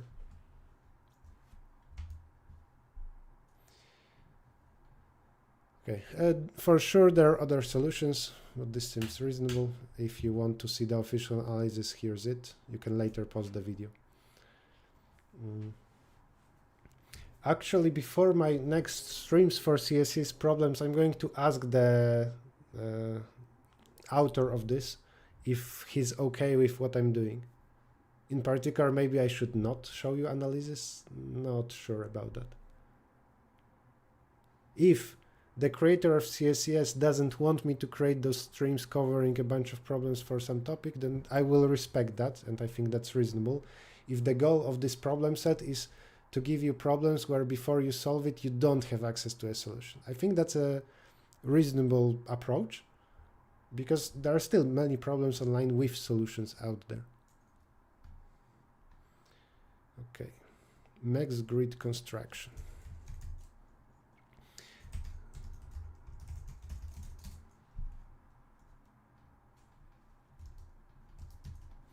Your task is to construct an n by n grid where each square has the smallest non-negative integer that does not appear to the left on the same row or above on the same column. N is up to 100. Well, I'm going to code the solution and then talk about more properties to it. Actually, this is a problem that I've read yesterday. I went through the problems quickly to make sure that I will not be stuck on something. Most of the problems that are in introductory problems I knew already, so I didn't need to think much. The Raab game was new to me, but this one I know about some properties of it. Still, directly what you can do is this. Let's create a two-dimensional grid, n by n. For every row and for every column, I wonder what is the smallest value that doesn't appear above and to the left. For example, here, if you want to decide if you want to decide this question mark, you look above you, there is a 3. You look to the left, 1, 0, 3. What is a value that does not appear here and is smallest available? Value 2. So you put a 2 here. You have one possibility, there is no choice. So what I can do is I can create a set of values that are to the left and above. I can iterate stuff to the left as insert A of R column. I can iterate stuff above A of row C. And now I created a set for starting from 0, or maybe let's make it this way. While set contains x, x plus plus. I want to get a number that is available. And finally, you see a number that is not available above and to the left. or does it not appear there? So you say this is the number I want there, and output the value.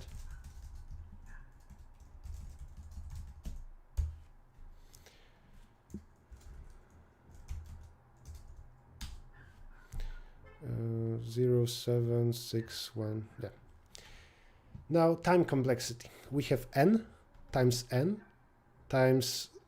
this is up to n if you iterate rows. This is up to n, but you have one after another. It's not nested, so you don't multiply. The while loop also is up to n, because if you collected n values roughly, then you will skip at most n values. So it seems to be O of n cubic times logarithm because you use a set. Set is not optimal here. It's convenient and it's fine to use. N cubic times log is fine for such limits. It will be a few million operations. That being said, what you should do instead really is create a Boolean array, like visited, of size twice n. Why that? Because if you see n numbers above you and n to the left of you, your number can you can get basically 2n forbidden numbers, so you can become up to 2 times n. You can also see it here in this grid that even though the grid is 5 by 5, we get values bigger than 5. So you have this visited, and you can then mark visited of this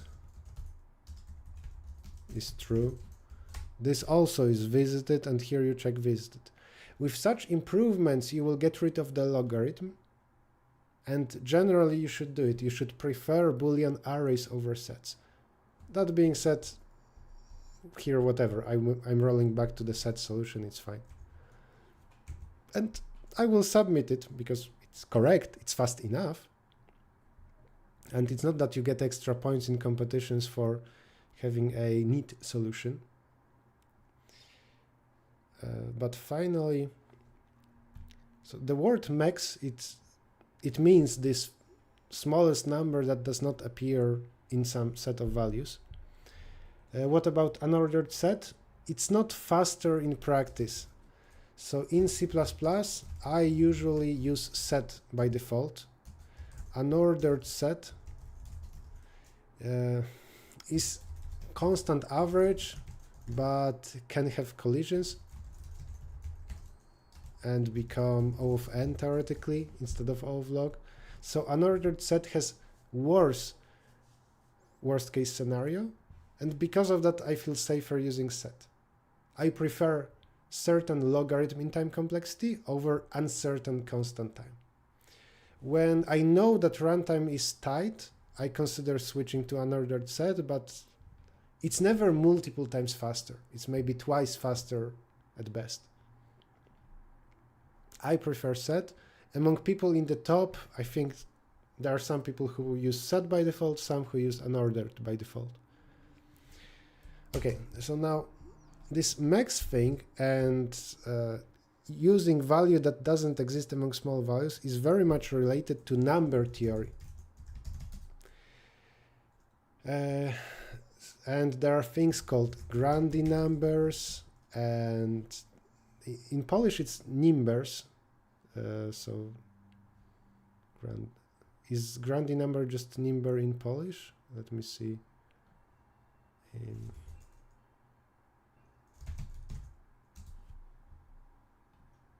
Oh, nimbers also called Grandi numbers. Okay, I see it's the same thing. So in game theory, it's actually very important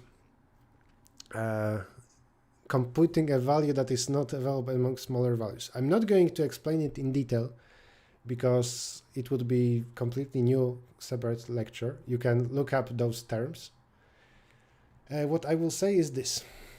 When there is this well-known problem of there are two or more piles of stones. Pile, so let's say first has A stones, second has B stones. There are two players. They alternate moves. Each can take any non-negative number of stones from a pile. They choose a single pile and they take. If they cannot make a move, if piles are empty, both are empty, and you cannot make a move, you lose. Who will win? And another question is, what are optimal moves? Turns out that this task, well, here just it's only important if A is equal to B. But when we go with n piles of stones, I has A of I stones. Turns out that the who will win check boils down to computing XOR of the values. And there is a logic behind that, but it's impossible to explain very quickly. In 5 minutes, maybe, but again, it's not for beginners. So this is a related task where XOR is important, and it's related to this Mex. And related to all of this is the fact that there is a formula for every number here. And you can observe how they change quite regularly. 4 becomes 5, 3 becomes 2, 2 becomes 3, and so on. You can come up with a formula that transforms every number in the first row into the second row. It's computing XOR with 1. Your voice is far. I can turn the microphone a little bit closer, but it's here. XORing with 1. If you want to move from first row to this row, you need to XOR with 2. If you want to move from here to here, you need to XOR with 3. And generally, instead of all of this, what we can do is simply output row XOR column instead of this. And then that's unnecessary.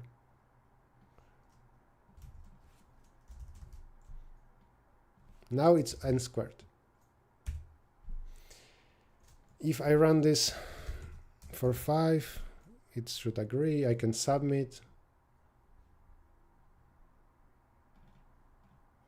And done. Now, should you implement it this way to get accepted? No, I don't think so. I think it's useless for a beginner to know this fact. It's close to useless. It's way more educational to do a grid implementation practice and do it the normal way. That being said, optimal solution here is this, n squared, where you just output row XOR column. But understanding reasons behind that is related to number theory, problem like this, and those terms of nimber/Grandi number. Okay. Knight moves grid. I'm going to keep the microphone a little bit closer to me. What's left? 5 problems. We are 2 hours into the stream. I think grid path description takes a lot of time to explain properly. We'll see if we finish everything today. Now we do this.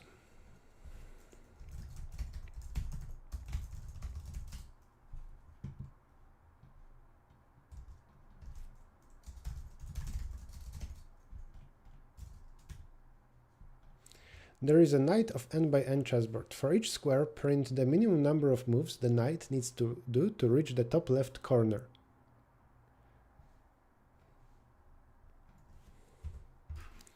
So, knight moves grid.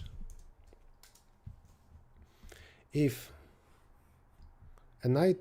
you have a chessboard and you have a knight, let's say here, then you can get to the top left corner in 2 moves. 1, 2. If it's here, then it's more complicated because it's 1, 2, 3. But what is it generally if you're in some random cell here? How you should move? Like roughly, it's clear that you should move into the direction of this top left corner. So maybe move kind of like here and eventually do some complicated pattern at the end. But such analysis is not very useful if we look at constraints. If n is up to 1000, then there are n squared cells. If for each of them separately we try to find the optimal path to the left corner, top left corner, it will roughly be n steps. In 1000 by 1000 grid, you cannot suddenly jump from one corner to the opposite in one step. You need roughly n steps of n. And this is too slow. So any logic of for every cell I will think how one by one it should get to top left corner, it's not a good idea. Instead, there is a single trick needed here to improve the time complexity. So to do it in opposite order, I will not for every cell separately try to find optimal number of moves to get to the top left. I will instead, starting from top left, think how many moves are needed to reach every cell. So looking back at this grid, I can be here in 0 moves, then I can move here or there in 1 move, then from those places I can visit some other in 2 moves, here in 2 moves, here in 2 moves, here in 2 moves, 2 moves, 2, and so on. Then from there I can be somewhere in 3 moves, and such a problem is an example, not a trivial one, but it's an example of BFS.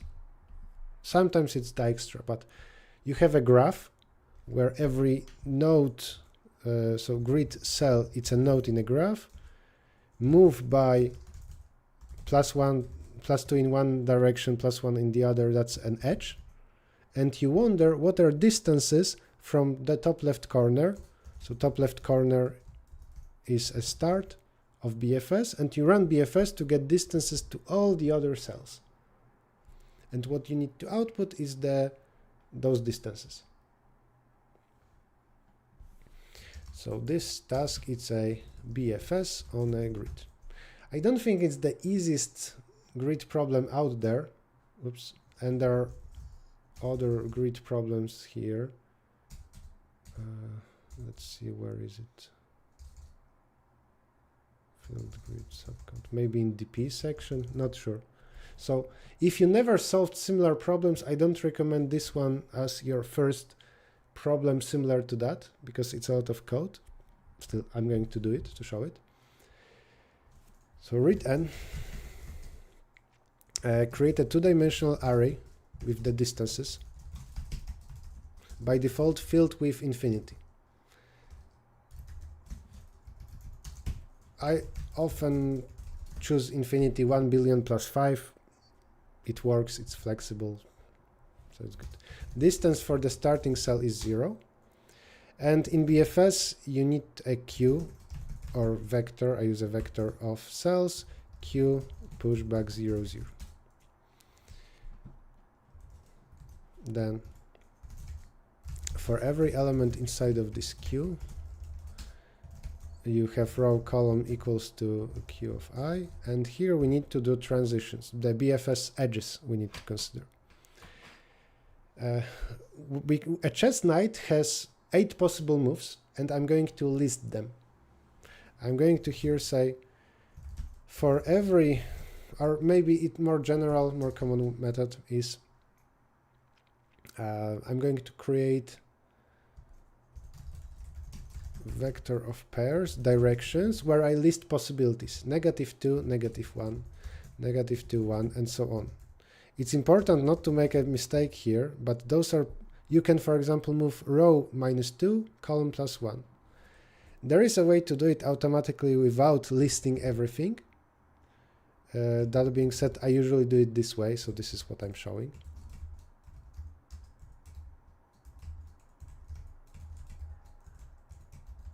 I think I'm done. Should have size of 8. It does. So here, for every, let's do it this way. For every direction among the directions, row plus direction first, column plus direction second. If this is inside the grid,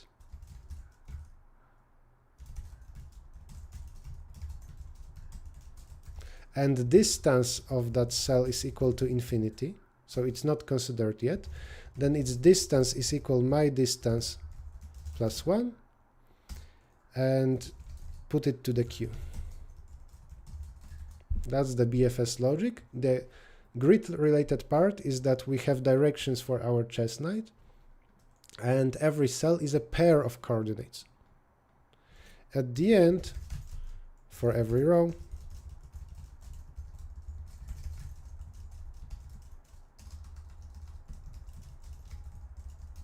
output distance of row column.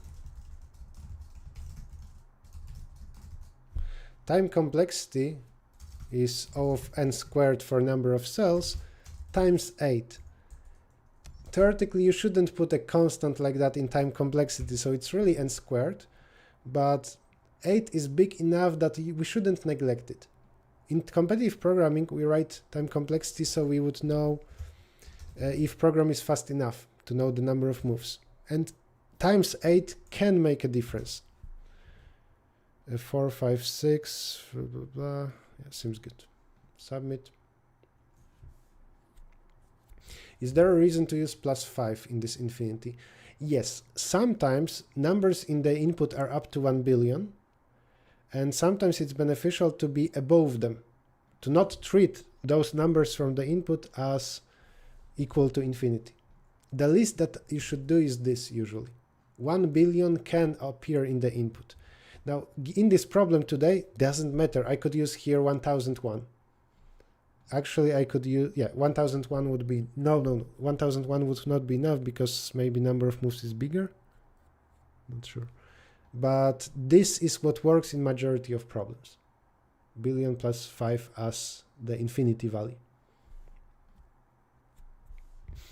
Okay. Knight moves grid done. If this was hard for you, you should first do simpler BFS problems, and you should first do easier grid problems, only then combine into something like that. I use vector instead of Q here because in competitive programming everybody uses vectors. Vector is very convenient and very fast. Q is less flexible. In BFS, one can argue that vector is an overkill, Q is just simpler, better. I agree, but still, because I use it in so many problems almost all the time, it's just convenient for me to use.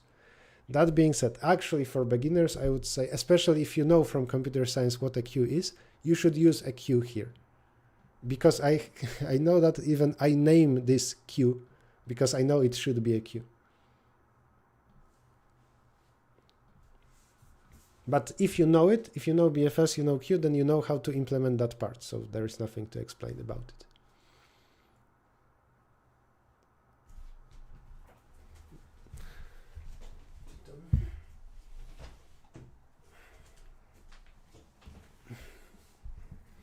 My dog wanted to leave the room. Okay, move on. 4 problems left. I'm not sure if we have time to do the last one. Grid coloring. Noticed cases.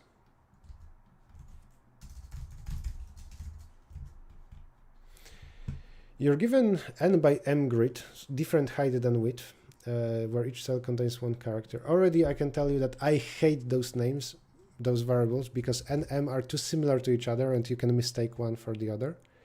I always use height and width. Height, width, because it's easier for me to remember. And I almost never will mistake one with the other. I never use this, almost never. So for me it's h by w, where each cell contains character ABCD. For each cell you must change the character into ABCD. New character must be different from the old one. Your task is to change the characters in every cell such that no two adjacent cells have the same character. Okay, so we're given a cells grid where there can be collisions. We need to output no collisions. So every two adjacent character is different, and every character is different from the original one.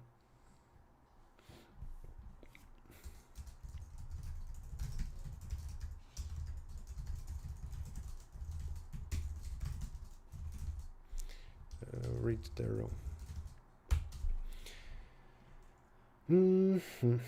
Okay, well, if we try to choose characters one by one and we get to some cell and I need to choose what character should be there. Already I decided some character to the top of it. Already I decided some character to the left of it. There is a character that is here in the original input grid. So maybe originally there is a C. And I need to here choose the new value. So if 3 are forbidden, above me, to the left of me, and the original value here, then I always can have a choice. So that should be first solution, but I think not the only one. I have something about parity in mind, but let's first try this. For every row,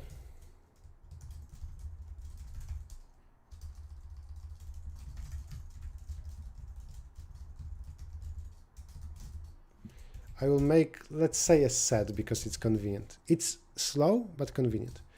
A set of forbidden. So if row is not 0, then character above me is forbidden. A of row -1 column. If column is not 0, then character to the left of me is forbidden.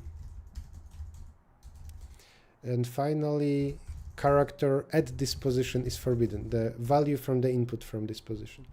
3 characters are forbidden, so at least 1 is available. For every possibility from A to D, if it's not in the set, then you can use it. And that's it. Let's here output, after you finish with the row, let's output the row and new line. Printing the full string is faster than printing characters one by one. It's not a big difference, but it's a difference. So that should be it. Time complexity, just H times W. Nothing fancy here. Let's see if it works.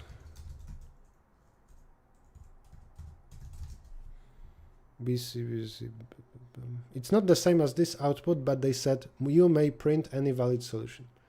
Yes, it seems related to 4-color theorem, but well, it seems related, but I don't think it's really. There is something like this in math, where you have arbitrary shapes, you can color regions in 4 colors without collisions. But this task seems not that related, maybe inspired by.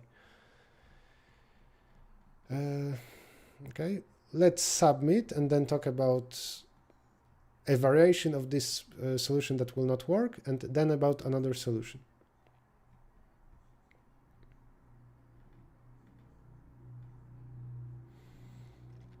By the way, it would be more optimal. Optimal doesn't, you cannot say more optimal. Optimal means best. It would be better or closer to optimal for me to solve problems from the last, because I need to here scroll all the way down to submit 21 grid coloring.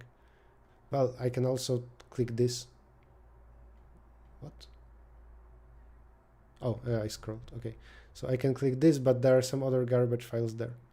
So it would be faster for me to submit if I started from problem number 24 and then moved all the way up to 1, because always I would submit a file that is almost first by name.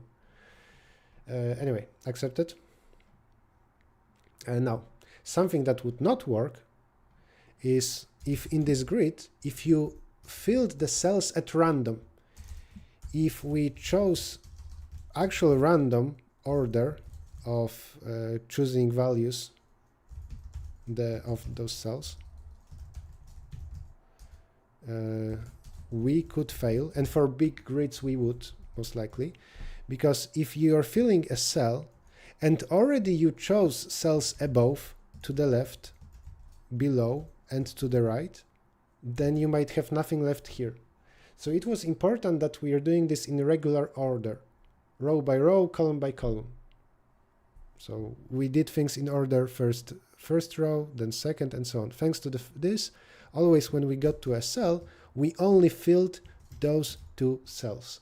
Even if those are 2 different characters, and the third one is the forbidden one from the input, there is always something to do here, something to put here.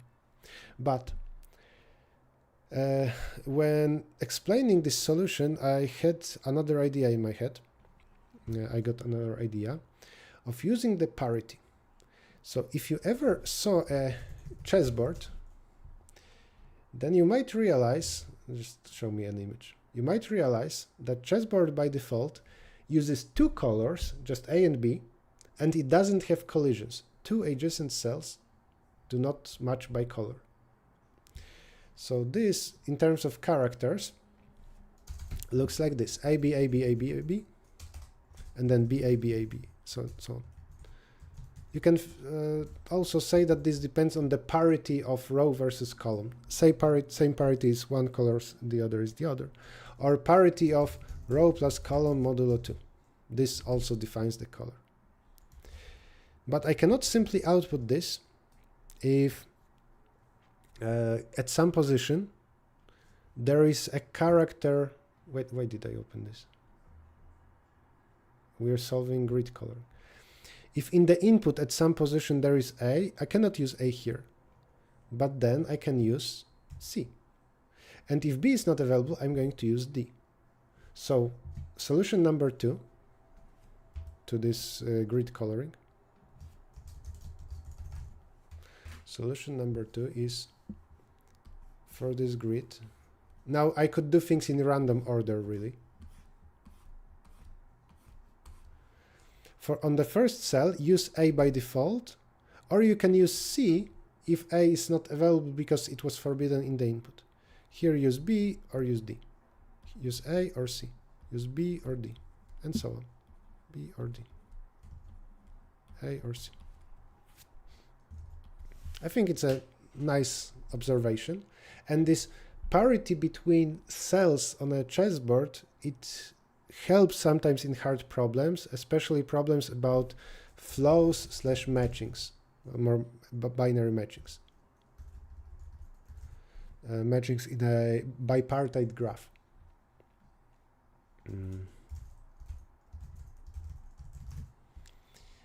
For most of you, this should say nothing, and that's fine. It's way more difficult algorithm, but sometimes when you have a grid problem and there is a mention of interaction between two neighboring cells, then you need to observe that they can be split into two groups, like colors, black and white colors on a chessboard.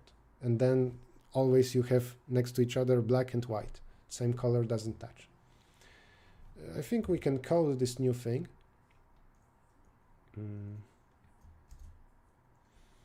So this was one solution. I will do it this. And here I will say,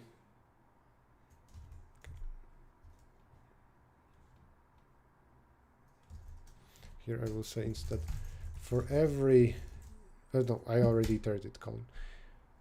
This if row plus column modulo 2 is equal 0, let's say, then A of row column is equal to A, unless it was A already. So if it was A already, then let's use, let's say, C, otherwise A. This is so-called ternary operator.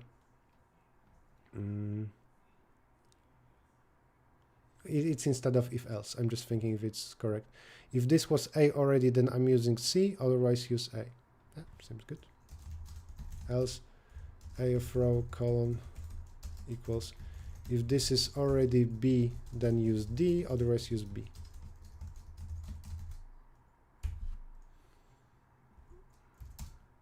I produced a different string, but I hope it's correct.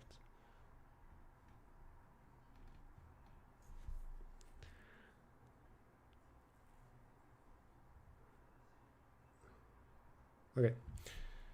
Thought about it by comparing with chessboard coloring and changing when needed. Exactly, Samuel. Okay, that was grid coloring, 2 solutions. Once more, I'm repeating that the codes will be in GitHub repository. You can later in YouTube recording description, you will find it. Okay, 3 problems left. Digit queries, string reorder, and this. 2 hours, 20 minutes. Okay, I think we will do everything. Stream will be 3 hours total. I think that's fine.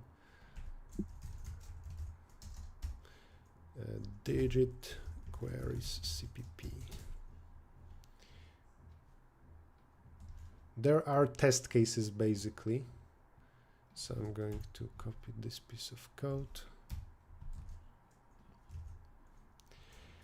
Consider an infinite string that consists of all positive integers in increasing order. 1, 2, 3, 4, up to 8, then 10, 11, 12, 13, 14, and so on. Your task is to process Q queries or test cases of the form, what is the digit at position k in the string? So what is digit at position 20? Let's try to figure this out. Well, I first have 9. I know that I have 9 of those. So I have 9 digits from 1 to 9. So I need 11 more.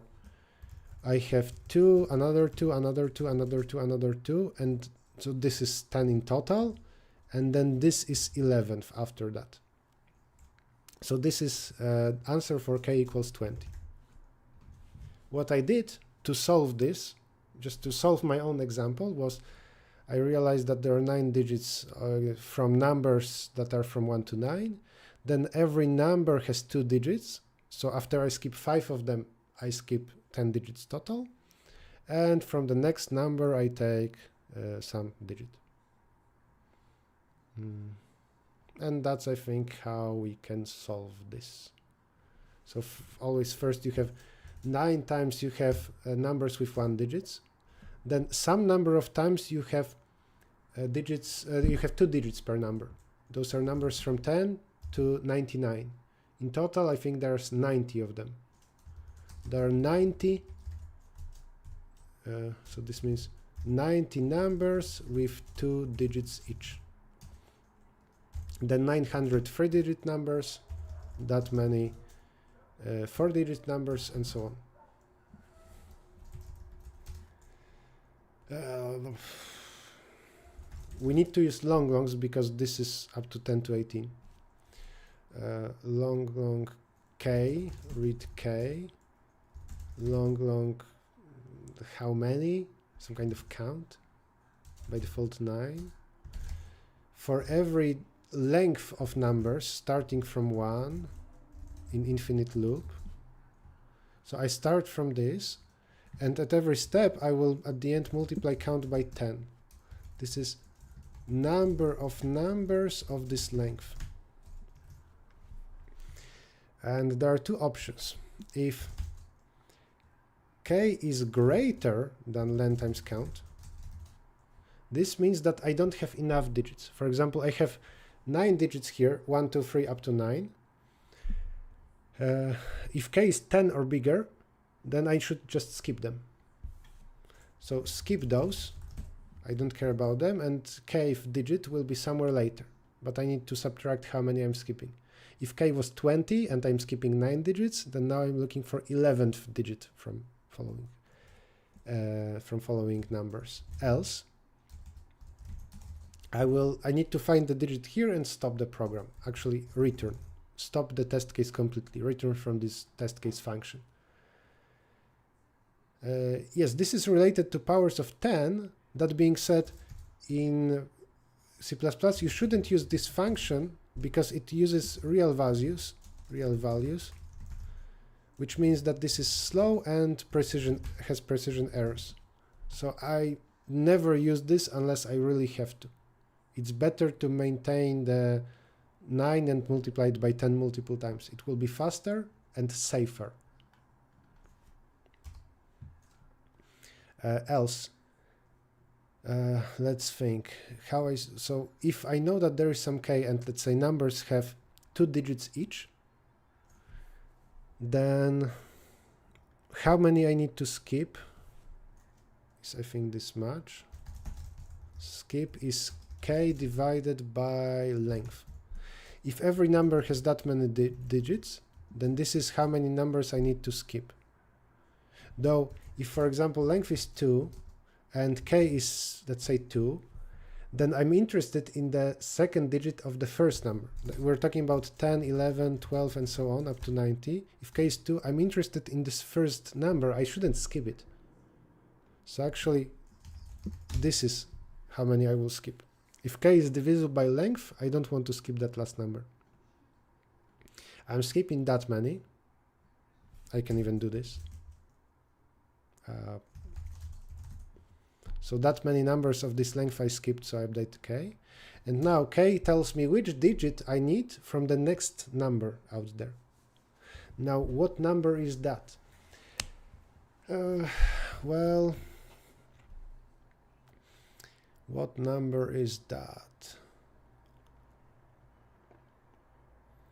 The count tells me this. Maybe I will keep the number of numbers that are skipped. So when I do this, when I skip all numbers of some length, for example here, I might skip all numbers of length 2, numbers from 10 to 99. I know that there are that many of them, then skipped plus equal count. This tells me how many numbers of this length there are. Initially it's 9, then 90, and so on. When I skip that many, I also say skipped total plus equal skip. Skip is how many I'm skipping here. Then if I know, for example, that skipped is 170, then the next number available is 171. So we're talking about skipped plus 1. And from that, I want kth digit. I think there is a function toString of x, and from that I want kth digit, indexing from 0. So if I want k equal 1, first digit, then I need to say, actually, I want digit 0.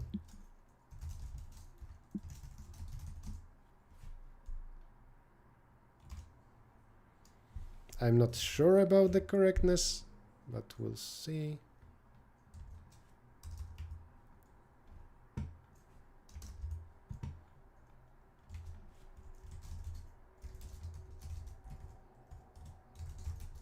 Seven for 1. Seems good. I will submit and then talk more about the correctness.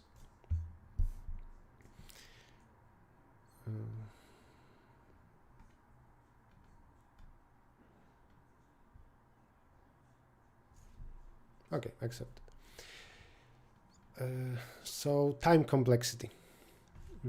For each of the test cases, there are T of them or Q of them, 1000. You're doing this strange thing where you consider numbers of length 1, then length 2, and so on. You possibly will get up to length 18 or so. Generally, this is O of logarithm of k, where this is k, the number that you want. Actually, it's logarithm of base 10, because, for example, if k is equal to, let's say, this, then what is its length? It's around 9. How do we compute that with math? It's logarithm of base 10 of this number.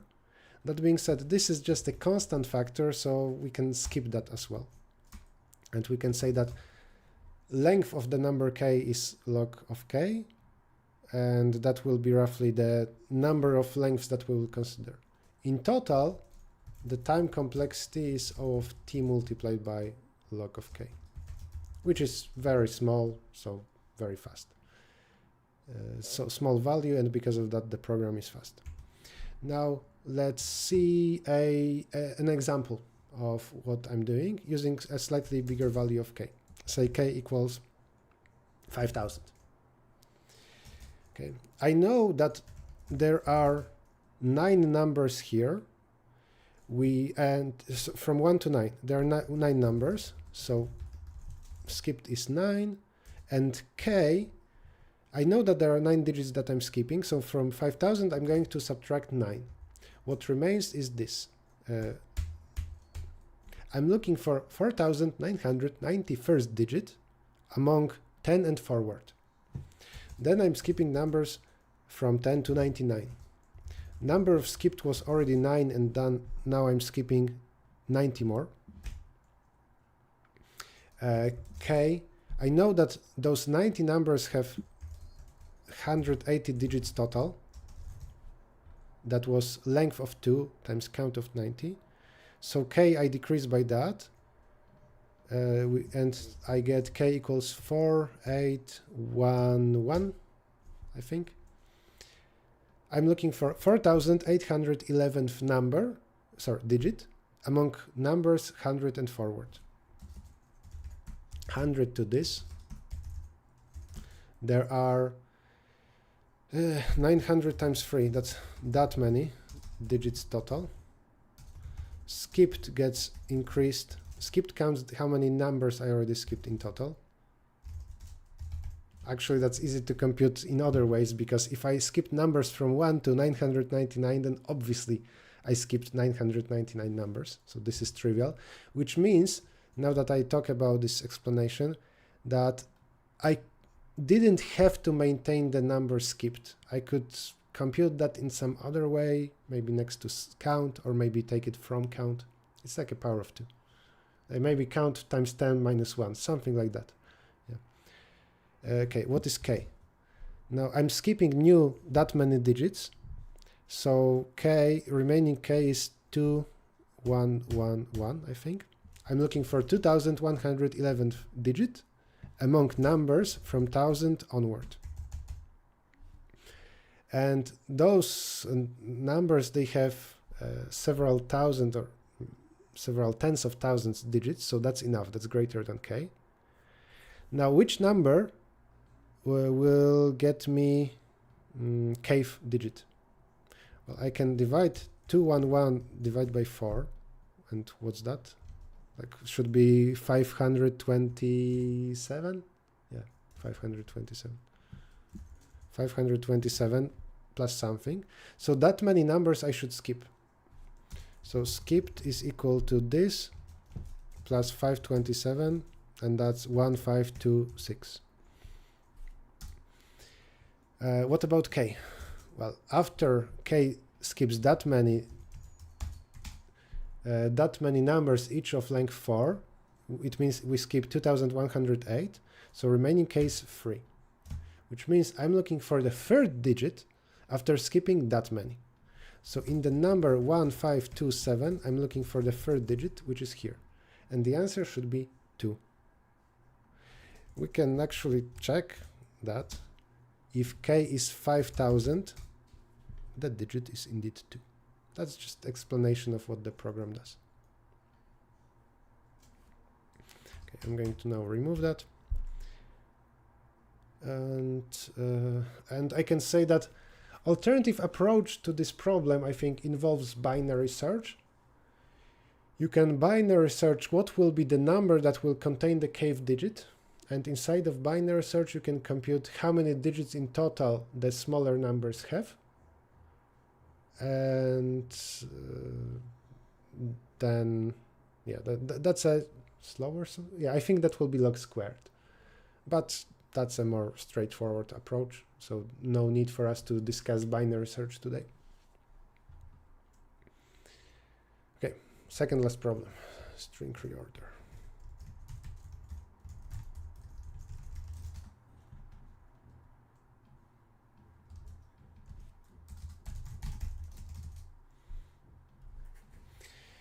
Your task is to reorder the characters of a string so that no two adjacent characters are the same.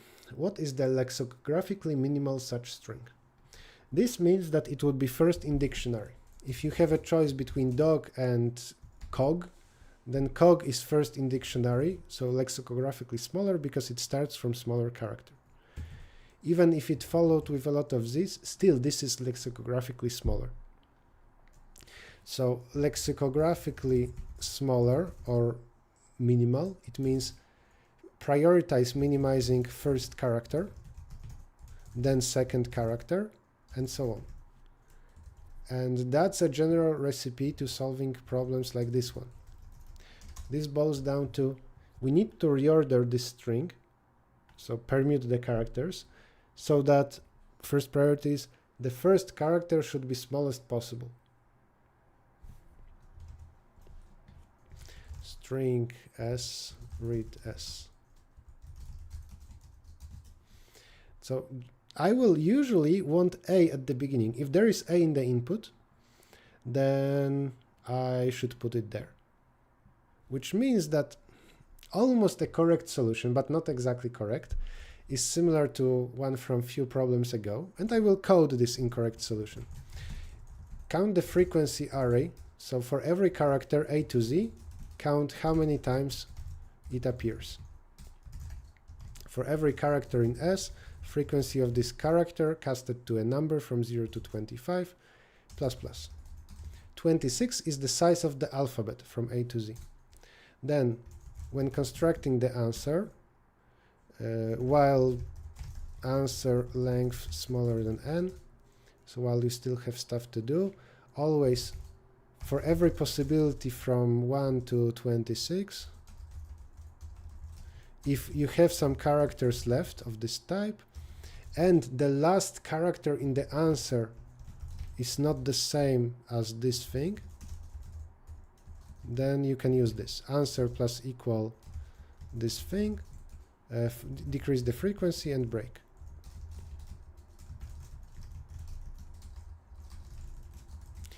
But sometimes this will fail. N is not there. Let's make it. Let's see if it works for the sample test.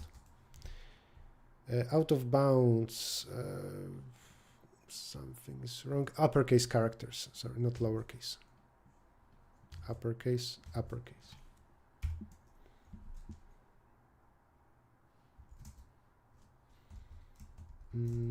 Still something is wrong. Answer back. Initially, string is empty, so I cannot compare with the last character. I'm going to say and answer empty or this. Let me explain. This thing in total, it means last character in the answer isn't the same as the character I'm trying to put now. If answer is empty, then this statement I've just said is correct. Then we don't have a collision. Or if the answer is not empty, we need to check this.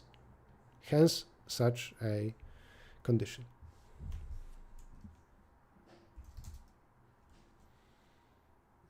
Okay, we have infinite loop, and I don't think that's a coincidence. Maybe I will do this. Anything happened is false. Here, anything happened is true. If not anything happened, then break. What I got is ahaitiviti, and then I think I'm out of characters. I'm guessing that I'm missing few. Yeah, the input is by 1 character longer than my output. What happened and how my program got stuck is that it used some characters, and then at the very end, for the last character, it couldn't use anything, and it tries to do it in infinite loop a moment ago. ABB would fail. Yes, that's correct. If I run this for ABB, it failed as AB. Instead, what my program should have done for this input string is it should start with B because there is more of it. It should go BAB. So it's not correct when prioritizing the first character and trying to put A here. You need to still check if the string can be finished. If n was way smaller, we could try backtracking like in previous problems. We could try all candidates for first character, all candidates for second character, and we would use recursion for that. But here, n is huge. We need to do it linearly, just with a for loop. Of course, maybe n log n with sorting, but that doesn't change much. The exact logic, though not trivial to implement, is for every time you need to place a character, you need to here additionally check if after placing this character, you will be able to finish the string. So for every character to place, for each possibility from A to Z, if you can place it here on this next position, going from left to right for the string, and you will still be able to finish this string, then place it here. And break from this for loop where you try each possibility from A to Z. But how can we check if you still can finish the string later? How can we check in constant time or close to constant time? Well, we can think when we will not succeed. If we are left with 1 character and it's equal to the character we've just placed, that's incorrect. But that's not the only case. If I have, let's say I already placed AB, and then what is left, remaining characters to place, are, let's say, XB, B, XB, then I claim that after placing this, already placed, I will not be able to fit that. Because after B there needs to be X, afterwards B, afterwards X, afterwards B, and I'm again stuck with an extra B. Generally, when two neighbors cannot match, then it's very important what is the most frequent character, because it will limit you a lot. If the most frequent character appears more times than all the other characters combined, that's usually bad. In particular, that might be a condition for when the full string cannot be reordered. I claim the following. If n is even, for example, let's say n is 8. If frequency of something is at least 5, so it's greater than n over 2, so for example, frequency of I is 5,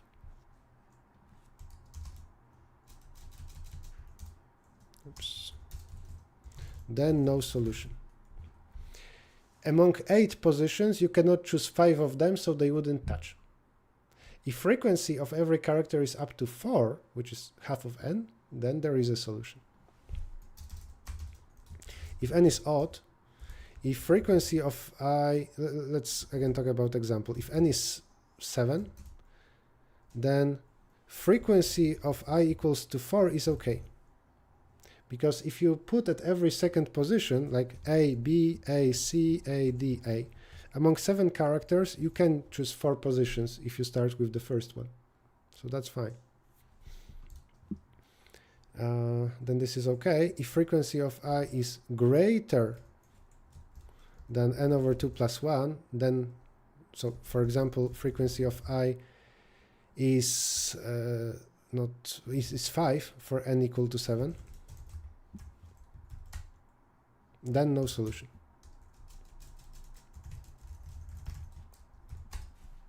Those are conditions for the full string. Turns out that if that's not the case, then always there is a solution, though we would need to spend some time proving that. What about if we already placed characters? Obviously, how this interacts with future characters is just what we've just placed. If I already placed a lot of stuff,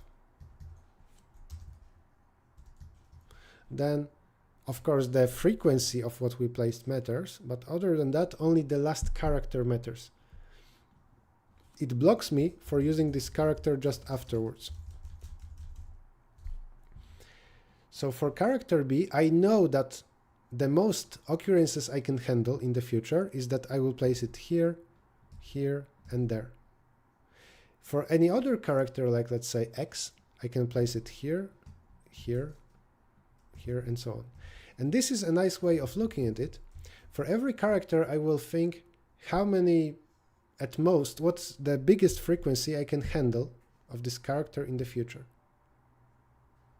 So I'm going to add the following logic.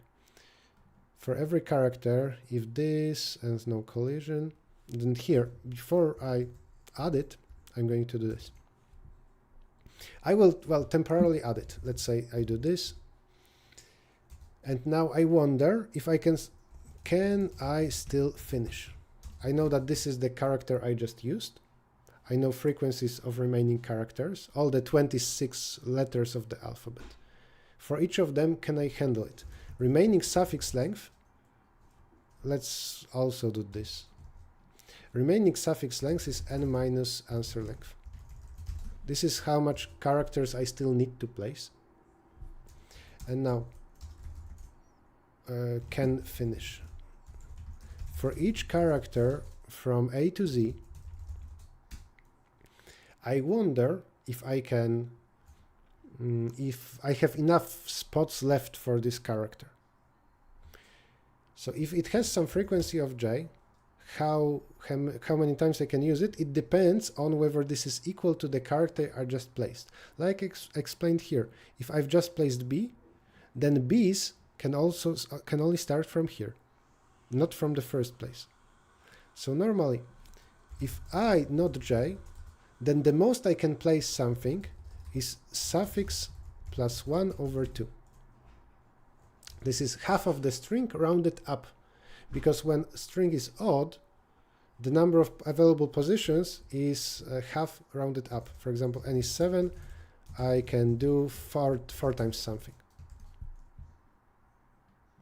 And here I can say, if frequency of j is greater than this, then bad. Can finish is false. And optional break doesn't matter much. Else, if frequency of j greater than what, then can finish is false, break. And finally what I do here is, if can finish, then do what I did before. Well, I don't really need anything, do I? Let's leave it. Okay, this. Else I need to cancel what I did, because I unnecessarily did those operations. So frequency of I back plus plus, answer pop back. I'm canceling this incorrect move, and I continue trying the other characters. Finally, what's the formula? If I've just used a character, then if the remaining suffix is even, for example, I have 4 slots, then still half of it is where I can use B.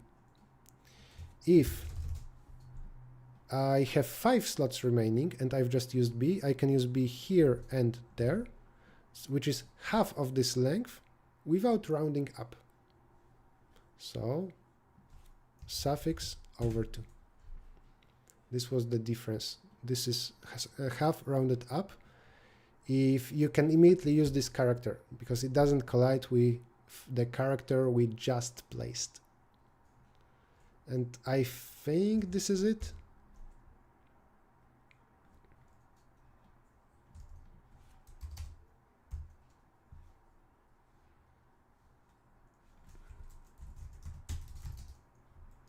Let's also check the ABB, and let's check ABBB. Nothing. Well, sometimes the answer is empty.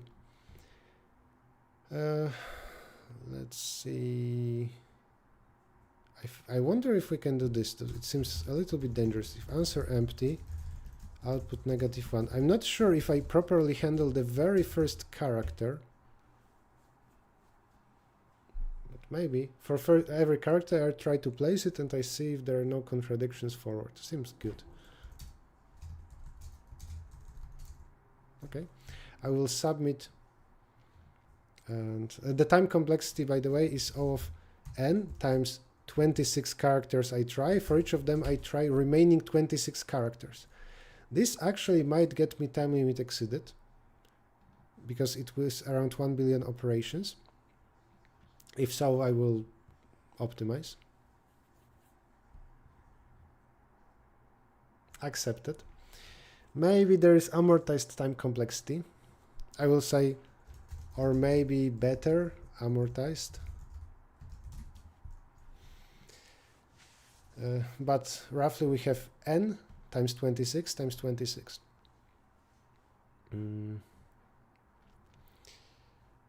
I think the worst case scenario would be a string with a lot of characters y and z, maybe. And now what? To explain a little bit about what is happening. Let's say that the input string is ABB. What my algorithm is starting from an empty string, it will try to put A first in the answer, but then it will realize, hey, I have 2 slots remaining, and I have 2 characters B, but B in 2 slots can appear only once. So 2 is too much, I cannot put A here. So let's roll back, let's try something else. I can put B here. If so, for 2 remaining slots, I can put at most 1 A and at most 1 B. Oh, seems good. So I move forward. After that, I try A here, and it will work. After that, here, the only remaining character I can try is B. That's the logic.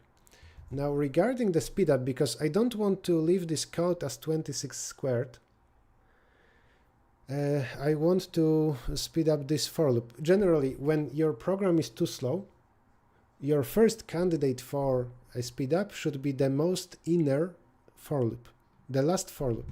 Here we have this times that times this. Everything here is, we can say, a bottleneck. But here we have the character I equal to j. So we have the character that we just used. And for the remaining 25 characters, I do the same check. Maybe here it would be enough to maintain the maximum of frequencies. Now, how can I do it? I will use some overkill for this problem. Apparently it's not needed, but hey, I'm doing some trick that will improve the time complexity. Okay, if I have 26 values that appear, each of them some number of times, it has some frequency. So I have array of size 26. For the one character, I want to check this. For the others, I want to check if any frequency exceeds that. Two tricks that come to my mind for speeding this up is either maintaining two maxima or checking the global maximum and hoping that this one condition is stronger than the other, or using prefix maximum and suffix maximum. So what I could do here is compute pref max and suff max of frequency from 0 to 25. And here, instead of this for loop that for 25 elements separately checks this, I will check if maximum up to i-1 and maximum of suffix from i+1 forward, if everything there exceeds this. If so, can finish is false. This is one possible speedup, but I think, and this will be a little bit more magical, that I can just here once find the maximum frequency. No, but it can be this guy. Okay, let's find two maxima. Max of 0, 0. For every element in frequency, if x is bigger than first maximum, this is not a good name, big. This trick is called 2 maximum, like max 1, max 2. If this, then big becomes x comma that. I will not explain in detail. If you don't know it, then I'm not going to. If you don't know this technique, I'm not going to teach you that from scratch. Else, if x bigger than this. I know the two maxima among the frequency array. I now want to do this. If frequency of I is greater than suffix of 2, then do this. And among others, if remaining max is greater than this,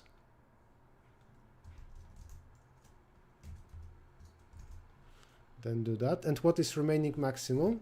Well, if frequency of I a moment ago, so before the decrease, was equal to the first maximum, then I'm going to use the second maximum, else I'm going to use the first maximum. Magic.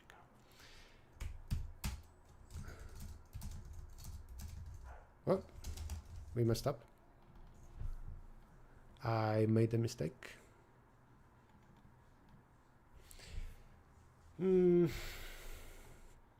Let's see. In the frequency array, I want to find two maxima. If value is greater than first maximum, then overwrite it. Otherwise, just the second maximum possibly change. Now for every element, try... wait. Oh, this shouldn't break.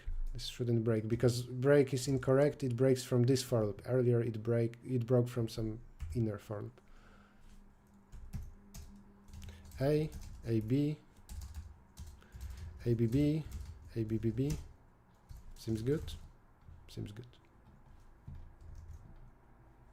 So now this is actually this, and I can feel happy submitting this code and leaving it for you if you want to check something.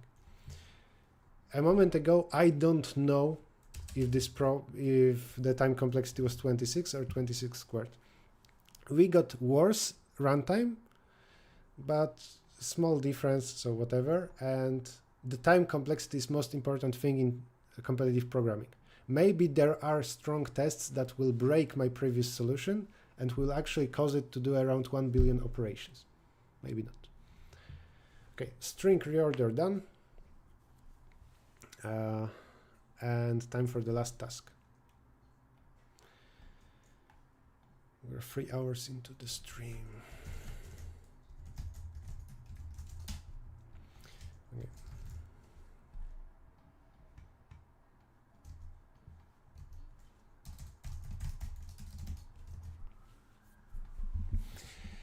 There are 88,000 something paths in a 7x7 grid from upper left corner to lower left corner. Each path corresponds to a 48 character description consisting of moves down, up, left, right. For example, this path corresponds to this description. You're given a description of a path with some question marks and some fixed moves. Calculate the number of paths that match the description.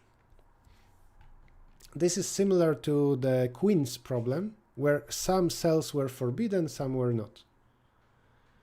And if they could instead just ask how many paths there are, but then it would be too easy to copy the solution from somewhere, or just run your program for 1 hour, let it, a very slow program can compute the answer, you copy paste this value, of course it would not be in the statement, and you get accepted. Instead, it's good that there is some input, so your program actually should compute stuff. Now, this is not BFS because we don't care about the distance. If you want to consider all the paths, DFS can do it for you. Basically, DFS is recursive and other backtracking problems are also recursive. So we will use recursion / backtracking. Roughly what we will do is, I will even call it DFS. We will have a DFS function that will start from top left corner, and it will try all neighbors. If not visited, go there. I will also have a variable for size of the grid because I want to show first some code that is too slow. Also, I want directions.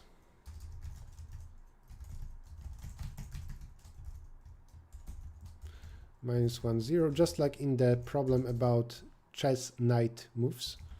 You can list down possible changes, like row -1, column 0 doesn't change, row +1, column +0, and so on. Here what we will do is, if row is equal to n-1 and column equals 0, then this is the end. Answer ++ only if we visited everything. So if, let's say, visited, I'll not visited. I will have Boolean array visited, n by n. And I want to here say if everything visited. So for everything, if not visited of RC, then this is bad. So stop from this recursive call. Otherwise answer ++ and then stop from this recursive call. Also visited of row column itself, mark as visited. Then what you do is for every direction among directions, you try to go there, column plus direction second, and if this is inside the grid,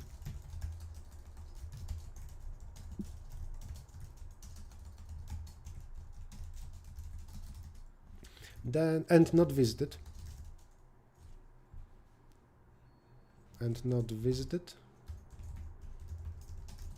then you go there, DFS of R2C2. And not declared because I used uppercase, whatever. Okay, at the end output answer. For now, I'm not reading the input, but my program, what it should print is 88,000 something. But if I run my program, what we will see is 0. I did not expect that. That's not good. Oh, I never unmark.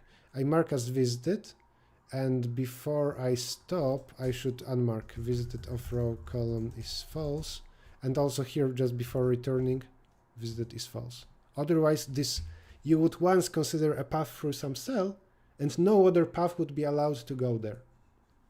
Always in recursion/backtracking, if you consider a possibility, later you need to unmark it. Now, what we will see in the output is nothing. That's because the program is extremely slow. I can actually try it for n equal to 5, and I have 0, maybe because of the parity, I wonder. Yeah, that's suspicious. I don't like those zeros. I have a mistake somewhere.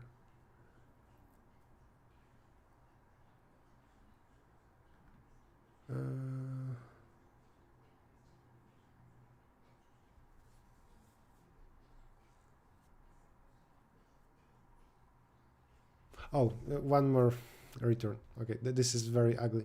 I don't like the fact that I have a long function that will grow even more, and in many places I have a return where just before it I need to remember about this. I'm going to modify this just a little bit because it's too easy to make mistakes here. I'm going to do this. When I run the FS here, just before I say you are visited, and just after I say you are not visited, instead of at the beginning and at the end of the function, and then also when running for 0, 0 for the first time, you need to do this, and optionally unmark, but of course that is not needed, so whatever. Now let's try not visited.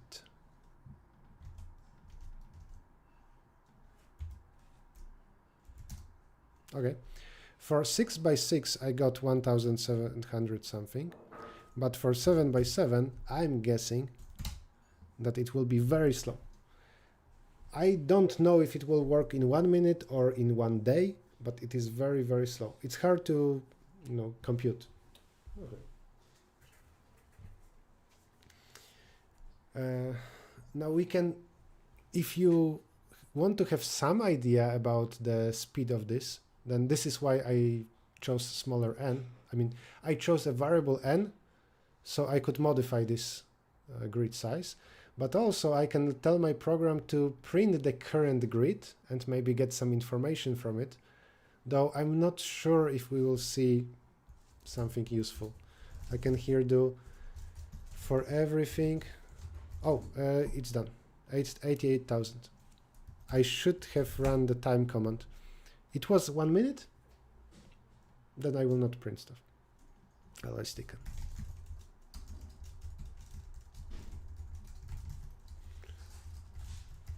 Visited of RC, then print a X, otherwise a dot.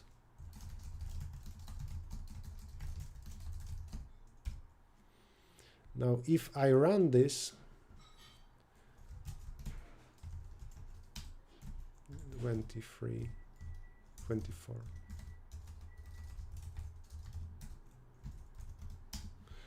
You will see a lot of paths, for example, this one, where I start from here, I get somewhere, and usually I will be stuck and there will be contradictions. Did the dog help me come up with this? No. Unless it was many years ago, because this problem I know for a long time already. Do we already have the time? Yeah, my program right now is 40 seconds. The time limit here is 1 second. Additionally, I need to check if my path matches this one, but that's a detail. The time of, for example, at the end, checking if the path was right or doing it as I go, that's that doesn't matter too much. What matters here, first of all, is billions of unnecessary recursive calls trying different paths that will never end. For example, in your grid, if your path starts like this, let's say here, and you continue, then you will never visit everything and stop here. This area is a separate connected component that you will never get to. So you can stop immediately, so cut this backtracking and speed up the process. I explained that a little bit when we solved the chess queen problem. That backtracking is about possibly cutting some parts of our recursive calls, and this can become so much faster. And there are many tricks that we can use here to speed up this process. For example, the first move we can say always goes to the right, because if it goes down, then it's symmetrical. In some way we need to handle the input, but that already improves the time by 2. Additionally, sometimes after making a move, we can run separate DFS to check if maybe we made the remaining grid, the unvisited cells, disconnected, if there are separate connected components of empty cells. We can also do some, I don't know, when we get to bottom right corner, maybe we need to do something. Like always, we need to enter here and go there. If we do it the other way around, we will never finish. The bottom left corner should be always reachable, though that would be checked by other things I said. Maybe it's forbidden to make a particular sequence of moves, because if you go down, down, right, right, up, up, left, down, then you can stop because you are stuck. You can get a lot of such ideas. And eventually, with those ideas, you will get accepted. If you also care about the constant factor, you try to speed up something by 20% here, 30% there. But here's the best speed up. And it turns out that it's basically equivalent to a lot of things that we did. You usually make things disconnected when you get to a wall, and then you have a choice of going left or going right. Because when you get to a wall and you have that choice, and you started from the corner, it means that you have a choice between 2 separate connected components, and you will never visit everything. This doesn't need to be a wall. It can be yourself. Like, think about yourself as in a snake game. If you went a little bit, by the way, this is also contradiction, but whatever. If you keep going, well, this would also be a contradiction, but if you keep going and you get here, then in front of you, you have something equivalent to a wall, a blocked cell, blocked by yourself, already visited, but you have a choice of going left or right. Then again, this is a contradiction.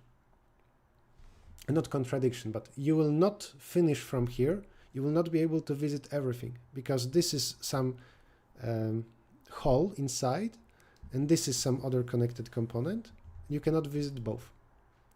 So turns out magically that the best single if to speed up our recursive process, to speed up this backtracking, is to do the following.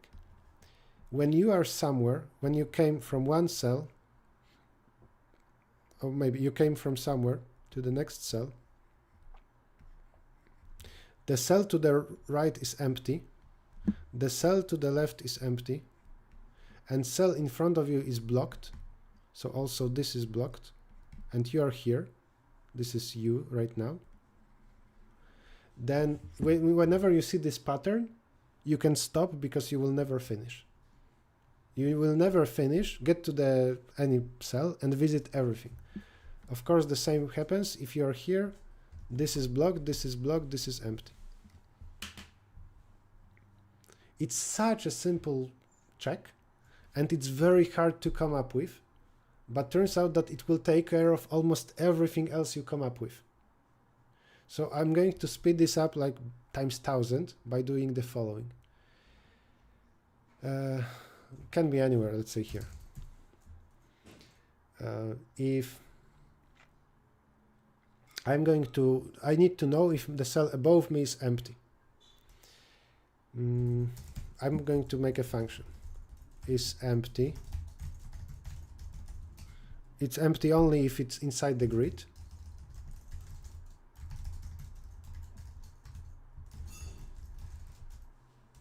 And not visited of row column. And I'm going to now check if above me is empty and below me is empty, and to the left is not. Not is empty of row column -1, and not is empty of row column +1, then return. Because I know I will never visit everything from now on. I have a choice between one connected component and the other. If I run this, well, I should print stuff. A moment ago it was 45 seconds. If I run this, well, still a lot. To be honest, I expected it to be faster. Oh, 8 seconds. Oh, great. Times 8. If I now do it the other way around, if this is not and this is yes, so again, I'm checking for those two shapes, that blocked cells or visited are above and below, or to the left and to the right. And I have a choice between two cells that are in two different directions. If now I run this, 200 milliseconds, so additional times 20. Now we can do other things here for sure to speed this up a little bit more, but it shouldn't be necessary. Most likely 300 milliseconds on my machine will be fast enough here. Of course, the judging machine processor is not the same, but it should be fine. So now let's read the input. Read input. I will make it global. And should I always say which move I'm now doing? I think so. So I will provide the index of what move I need to do now. Initially it's move number 0. And when I do this, I need to check if something is not a question mark, then I'm told the direction. I will make a string for that. When I decrease row by 1, it's going up. When I increase by 1, down. When I increase column to the right. When I decrease column to the left. So I'm going to now iterate the direction among 4 possibilities. And I will say this: if input of I, if the move that now I need to do is not question mark, and it's different from moves of J, this is that predetermined string of R, L, U, D, then continue, then this is not allowed. Here pass I plus 1. Does it work? I could also, when I finish, when I get to the bottom left corner, I can check if the total path matches this one, but it's always faster to do it as you go, instead of at the end have extra times 50 possibly in time complexity. If always at the end you do 50 operations in the for loop. Okay, also this will speed up the recursion itself if you don't have many question marks, right? Right now my program takes 20 milliseconds because many moves are chosen for me, so I don't have that many possibilities. What else? I can, instead of this, instead of checking if something is visited, I can say if index I is equal to n squared minus 1, I think. Because I want to visit that many cells, I want to make that many moves. So this is a little bit better now. Okay, let's submit. If you're confused by how could we come up with this exact check for this, I think it's very hard. Among problems that we solved today, this is the hardest one to come up with such a good check with this idea. I think it's difficult. We're a little bit too slow.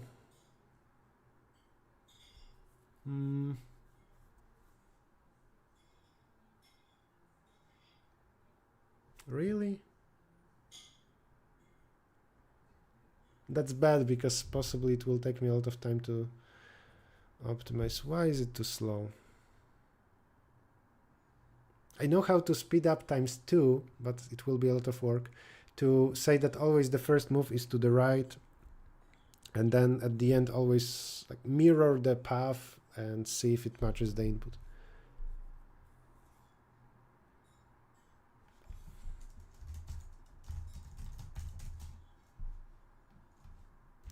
Let's try the string of just question marks to make sure that I still have that 200 something milliseconds.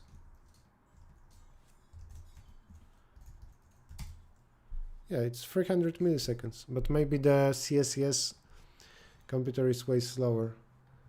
Should I do something else? I mean, I can also, for example, check that I'm here, I was here, this is empty, but this is a dead end. It looks like this. If I see this and this is not a bottom left corner, then it's a dead end that will never be visited again. So I can check for this cell close to me.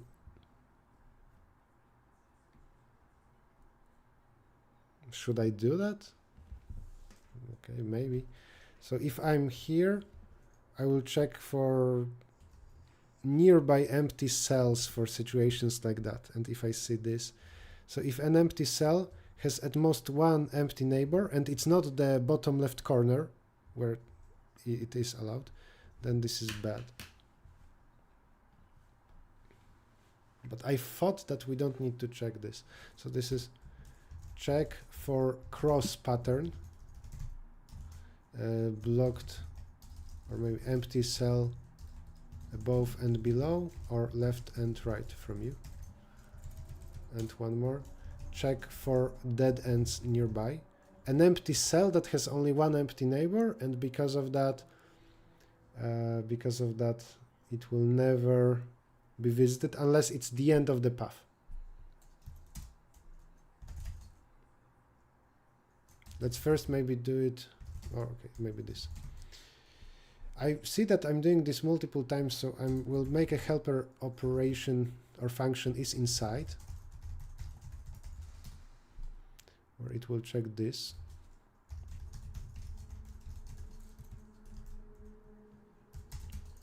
When you repeat some code a lot of times, you usually want to make it into a function. Now, for a few cells,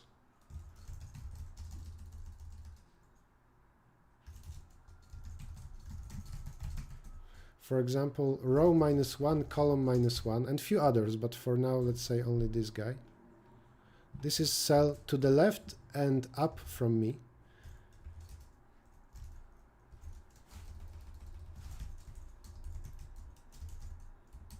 If is inside of RC and it's not visited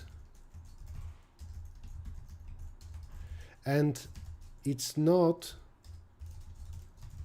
n-1, 0, this is the final cell, the target.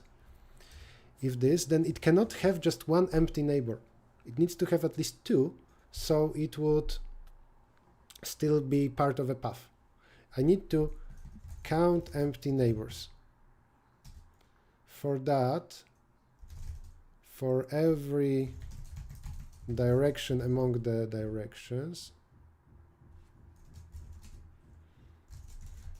R plus dir first, this plus dir second. If is inside of R2C2 and not visited of R2C2, then count empty neighbors plus plus.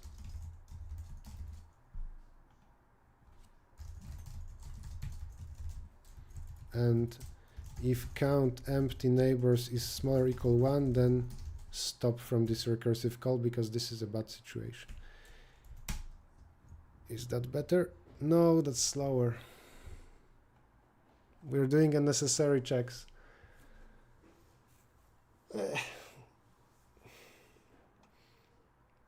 Checkerboard pattern for contradiction. God Gamer, I don't know why exactly this is a contradiction. Wouldn't that increase time complexity? Look how this it decreased the runtime by like 100, from 40 seconds to less than half a second. That's because it's way more important to get rid of big exponential number of recursive calls than doing few operations here.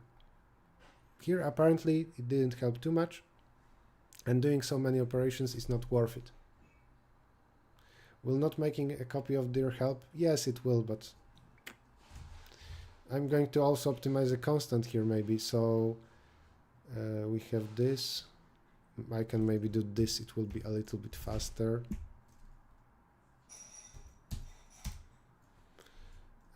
This is inside.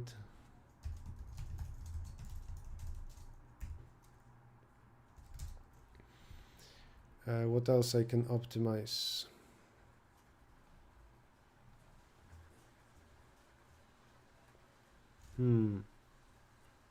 Shuffle directions. I don't think it will matter. Maybe for cache a little bit. Sometimes shuffling directions makes sense if you want to find one solution, not if you want to count any of them.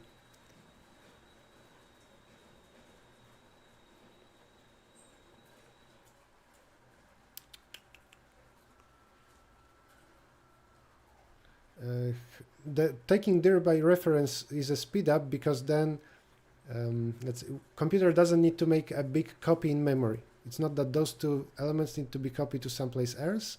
This is just a reference to the same pair.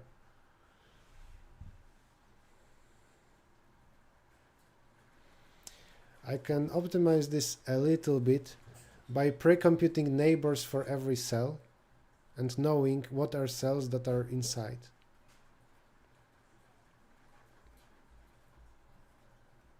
Because it seems that improving the runtime just by a little bit will help.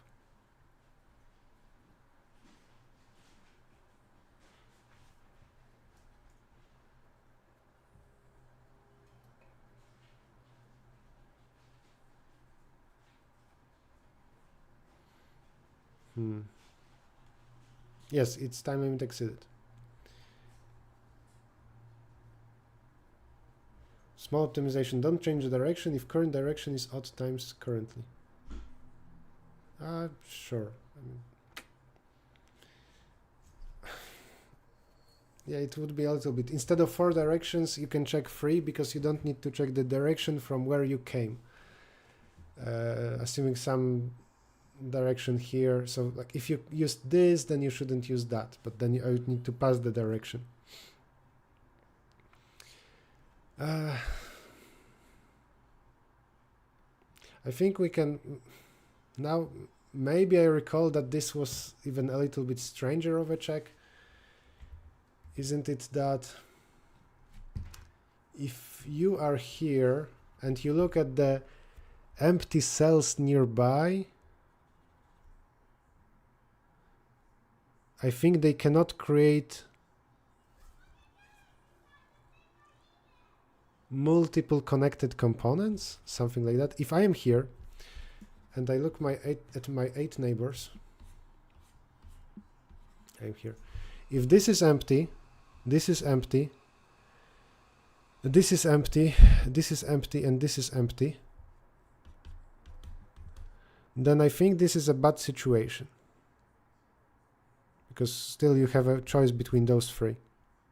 So maybe my check should be a little bit different. I think that among my neighbors, maybe they should form one connected component if I look at my 8 neighbors, because if they are broken in any way, like this way, this is already bad. Because there is a block here, there is a block here, I will not visit both parts. Was it like that?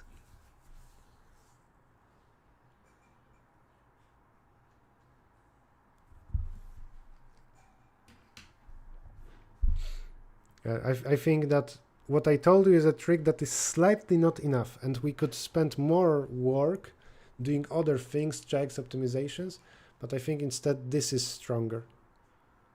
That in your neighborhood, your 8 neighbors, I know that we cannot move diagonally, but still those can block. Among your 8 neighbors, the... Wait, but what about this? If I'm here, this is empty, blocked block, and all of this is empty. Is this solvable? Maybe... Oh no, you will get this, but you will never get there because those block you. Okay, so I think the condition is generally among your 8 neighbors, there cannot be 2 separate connected components. Because an X, a blockade visited or wall, it means that you cannot cross there. This X needs to be kind of connected with the wall because you didn't teleport. You marked visited cells in a row, so and you started from a wall. So this is some full blockade, this is some full blockade. So I think I'm going to modify this condition. And instead of this, though it was reasonable and I got runtime on my computer less than 300 milliseconds, so apparently it barely doesn't pass. Among your 8 neighbors, check if empty cells form at most 1 connected component. How do we do it? I'm going to list them.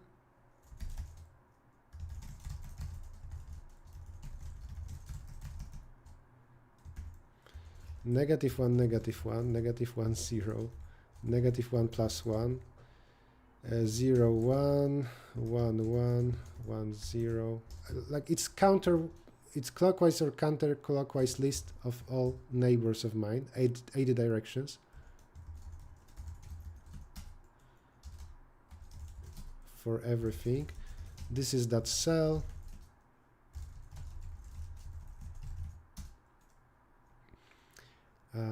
If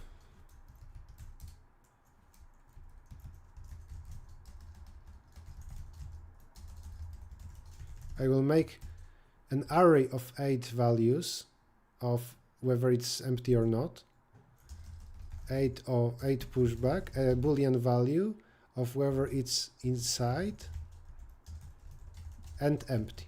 Otherwise it means it's blocked by a wall or by me already visiting this cell in the past. And now I wonder how many consecutive parts filled with true versus false there are. And here comes a good trick. This is a cycle, like it's a circle surrounding you. If you want to count how many blocks of true there are and you are not sure how to handle that end of a sequence, what you can do is count changes. No, not I is used, J. If 8 of J is different from 8 of J plus 1, then changes plus plus. Here I counted how many times there is empty and then blocked, or the other way around. If there is one block, one empty block, so one connected component next to you that you can nicely visit, the changes will be equal to 2, because from false to true and from true to false. If more than that, then you can stop. More than 2 blocks of empty cells. So 2 plus separate connected components. Now, does this work versus what I did before?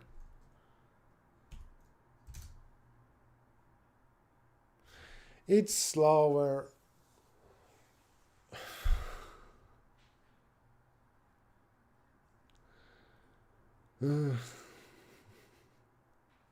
I can improve this a little bit by not collecting this and just as I go finding changes, but I don't think it will improve to 250 milliseconds. Okay. 2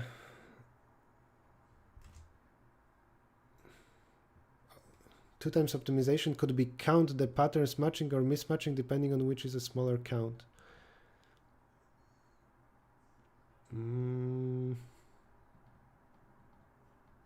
I guess so, yes, you're right.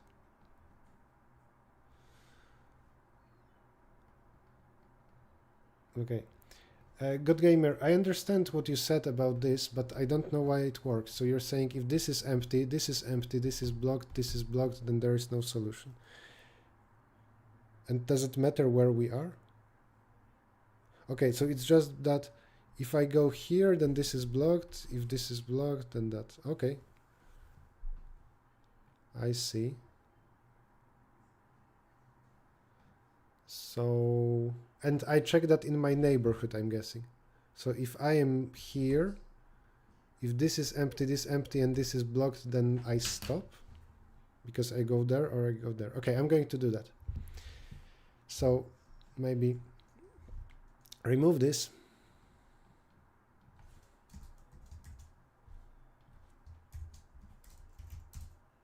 What an annoying problem. Move back my checks for 2 opposing neighbors and then add what Good Gamer is suggesting. So basically this check that if I'm here and I see empty neighbor, and here blocked or visited, then this is bad because I have a choice this versus that and I cannot do anything. I mean, I will go to one connected component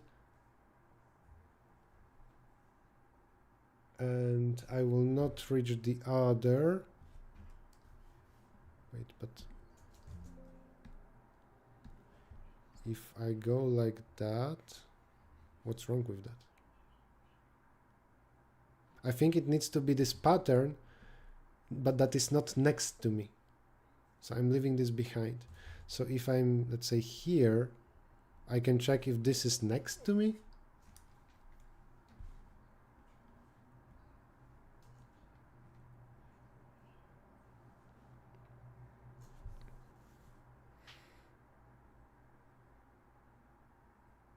Jaron has a nice suggestion for what I just did.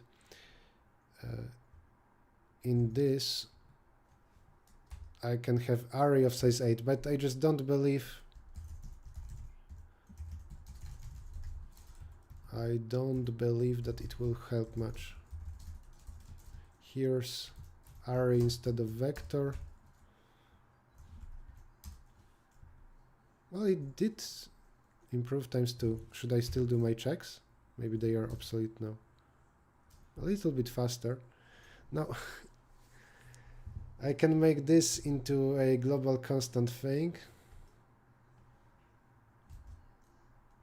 I don't like how this is supposed to be editorial or something, and I'm struggling so much that viewers will struggle too. So this is the direction among everything in the direction.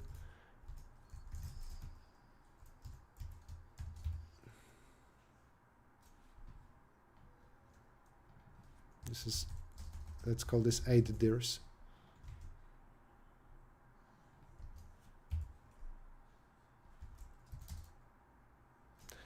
(180 milliseconds). Okay, and does that help?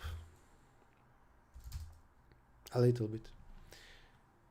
So this complicated check for my neighborhood of size 8, after getting rid of vector pushbacks and instead using the Boolean array, it's way faster. We could even get rid of this and as we go count the changes of this versus previous, but I will not do it.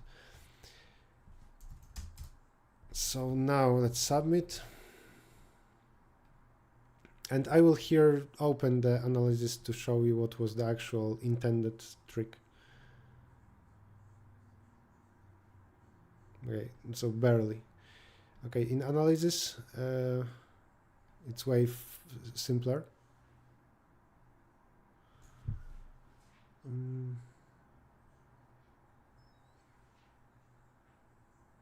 We terminate the search after visiting the bottom left square.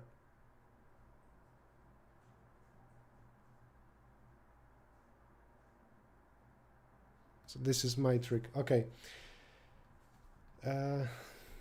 So what I should have done a long time ago is if,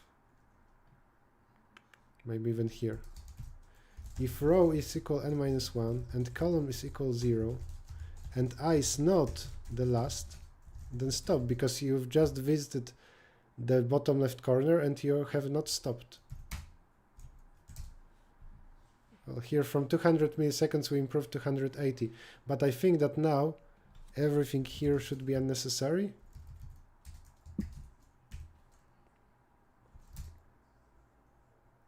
No, they didn't change much.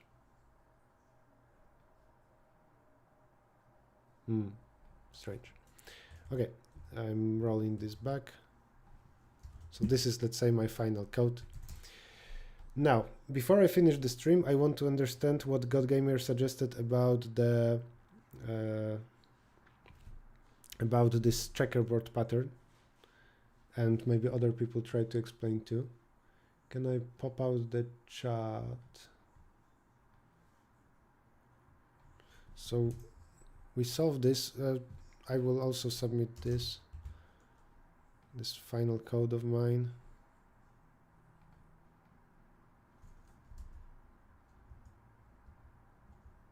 Does it work? It works. Okay.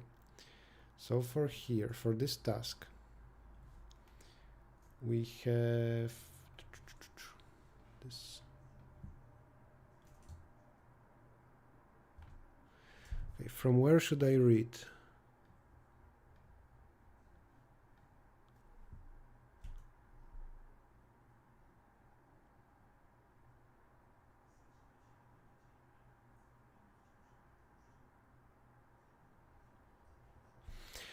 If you're in ij and both I, j plus 1 and ij minus 1 are visited, while those are not, or the opposite, you return 0. This is what I did. This is that opposite check, the cross pattern, I called it.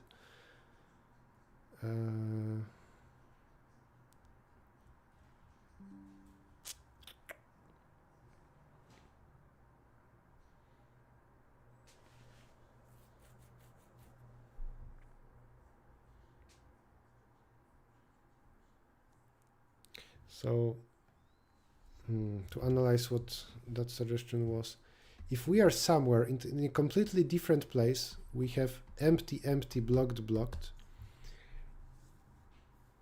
then it means that this must be connected to a wall, this must be connected to a wall, and so this is a fail, because we will go to only one of them. Well, unless we do this, right? No, we cannot do this because this is blocking. Okay. What if I am here? If I am here, I will go to one of them, but then this becomes blocked, and I came from somewhere, and I think this is blocking me from there.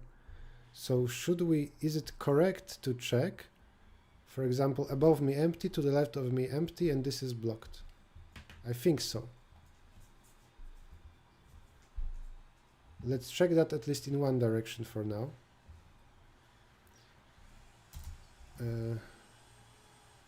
Let's call this checkerboard pattern.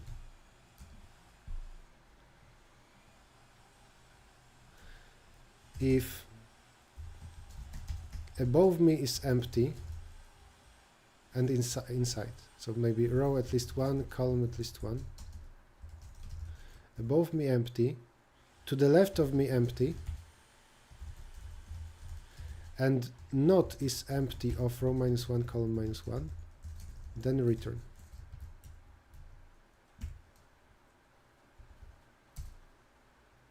Okay. And now the question is this complicated stuff unnecessary? In that case, tell me if there is some noise, because the rain has just started pouring. Oops. I commented out everything that I have.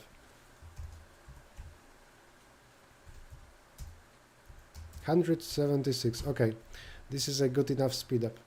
And before that, I'm guessing we had 300. Okay, so this checkerboard thing is very strong. If I am here and this is empty, this is blocked, then I will never visit both, because I needed to get here somewhere, and in particular I started from a wall. So I'm blocking from some wall to here. When I go there, I'm disconnecting two parts. And obviously I can check that in other directions. For example, this.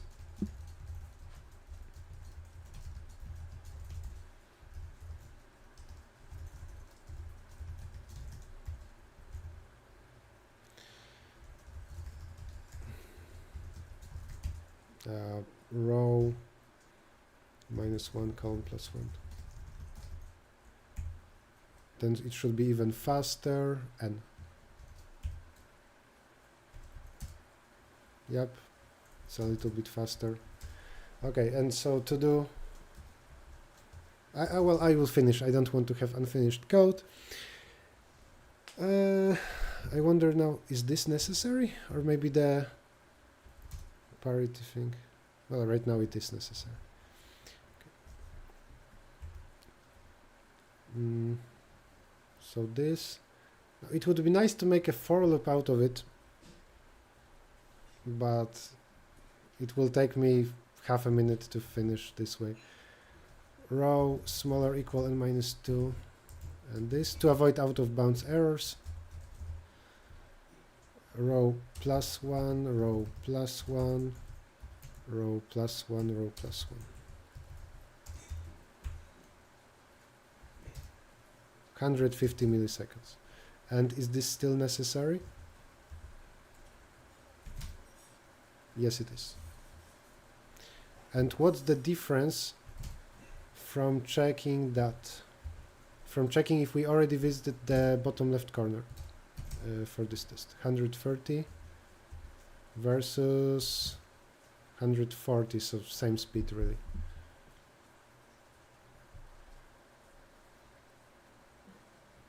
Okay, then I will comment this out as unnecessary, and I will summarize the solution now of what I eventually did to get a very fast solution. And I could still improve it ×2, but that would be a little bit more annoying. To assume that first move goes right, and only at the end check if I match the pattern also after flipping or mirroring the path I did. Are we good? Yeah, half a second at most.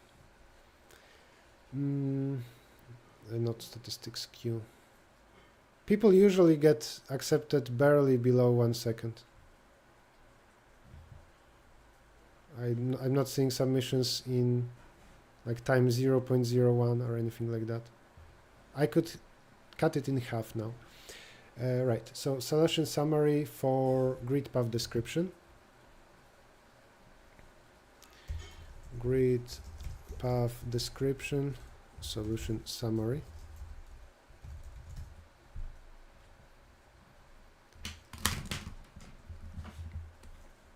We want to get from this corner to this corner and visit everything.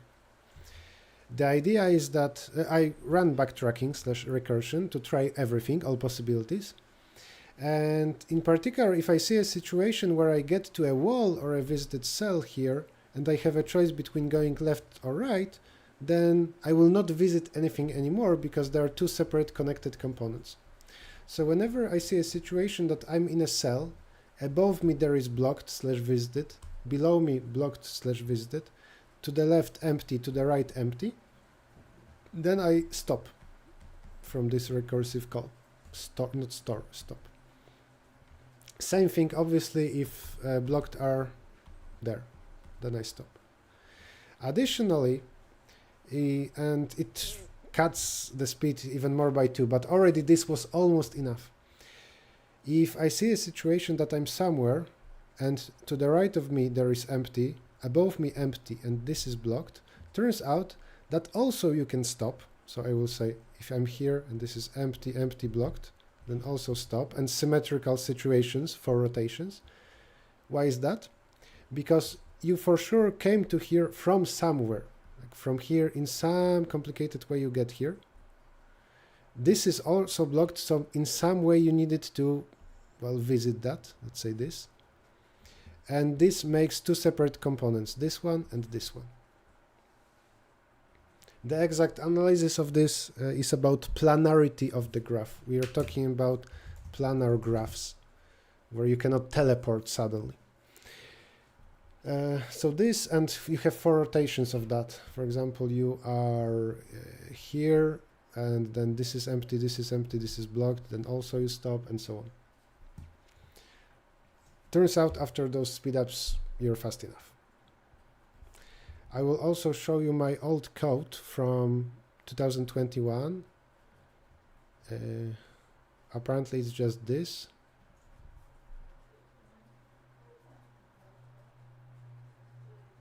Huh. What I do is I count in my neighborhood of size 8, I count the changes, but I do it fast without an array. So it was that commented out speedup, just fast. And I don't do anything else. That's it.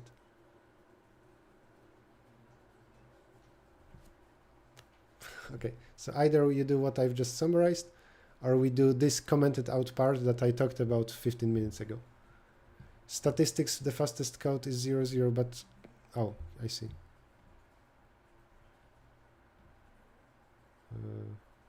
Can I open?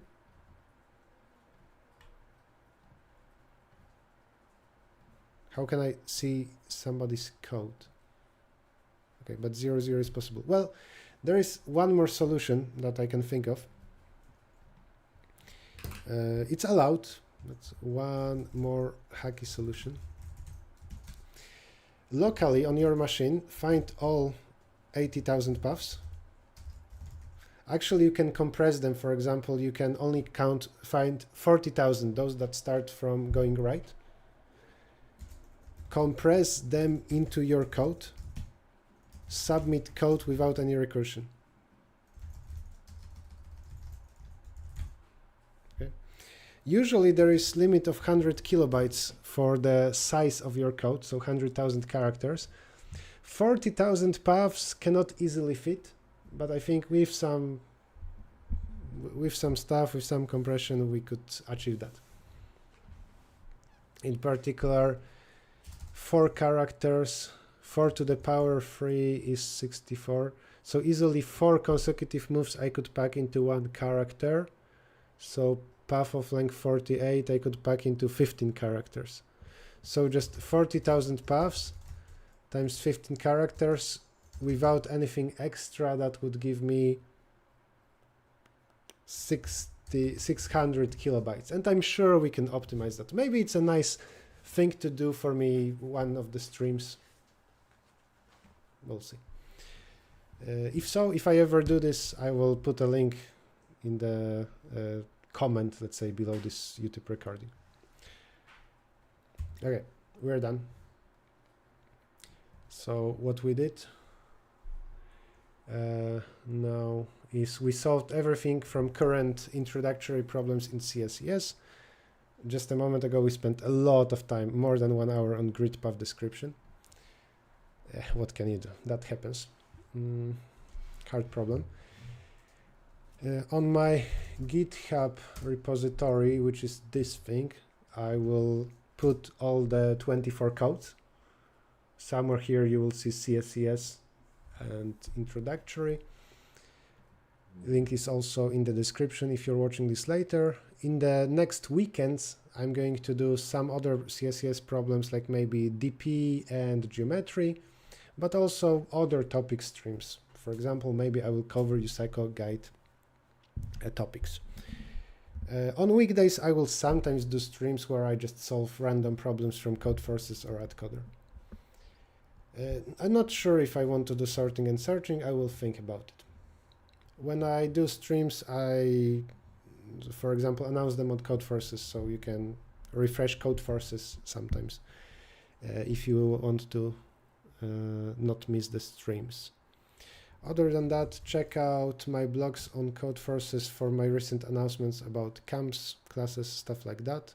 Codeforces doesn't work, so I will not give you a link. And that's, oh, I have, I think, a link here. So this is this link. Okay, thank you everybody for watching, for the help. GodGamer, thank you for the suggestion of the checkerboard thing, because it worked. It wasn't the only available solution, but it worked and helped. Sorry that I couldn't answer more questions between solving the problems, but I wanted to go through it today. And I'm hungry, I want to eat something. I planned the stream for less than 3 hours and took a little bit more. What can you do? Yeah, I will consider geometry, yes. Okay, bye.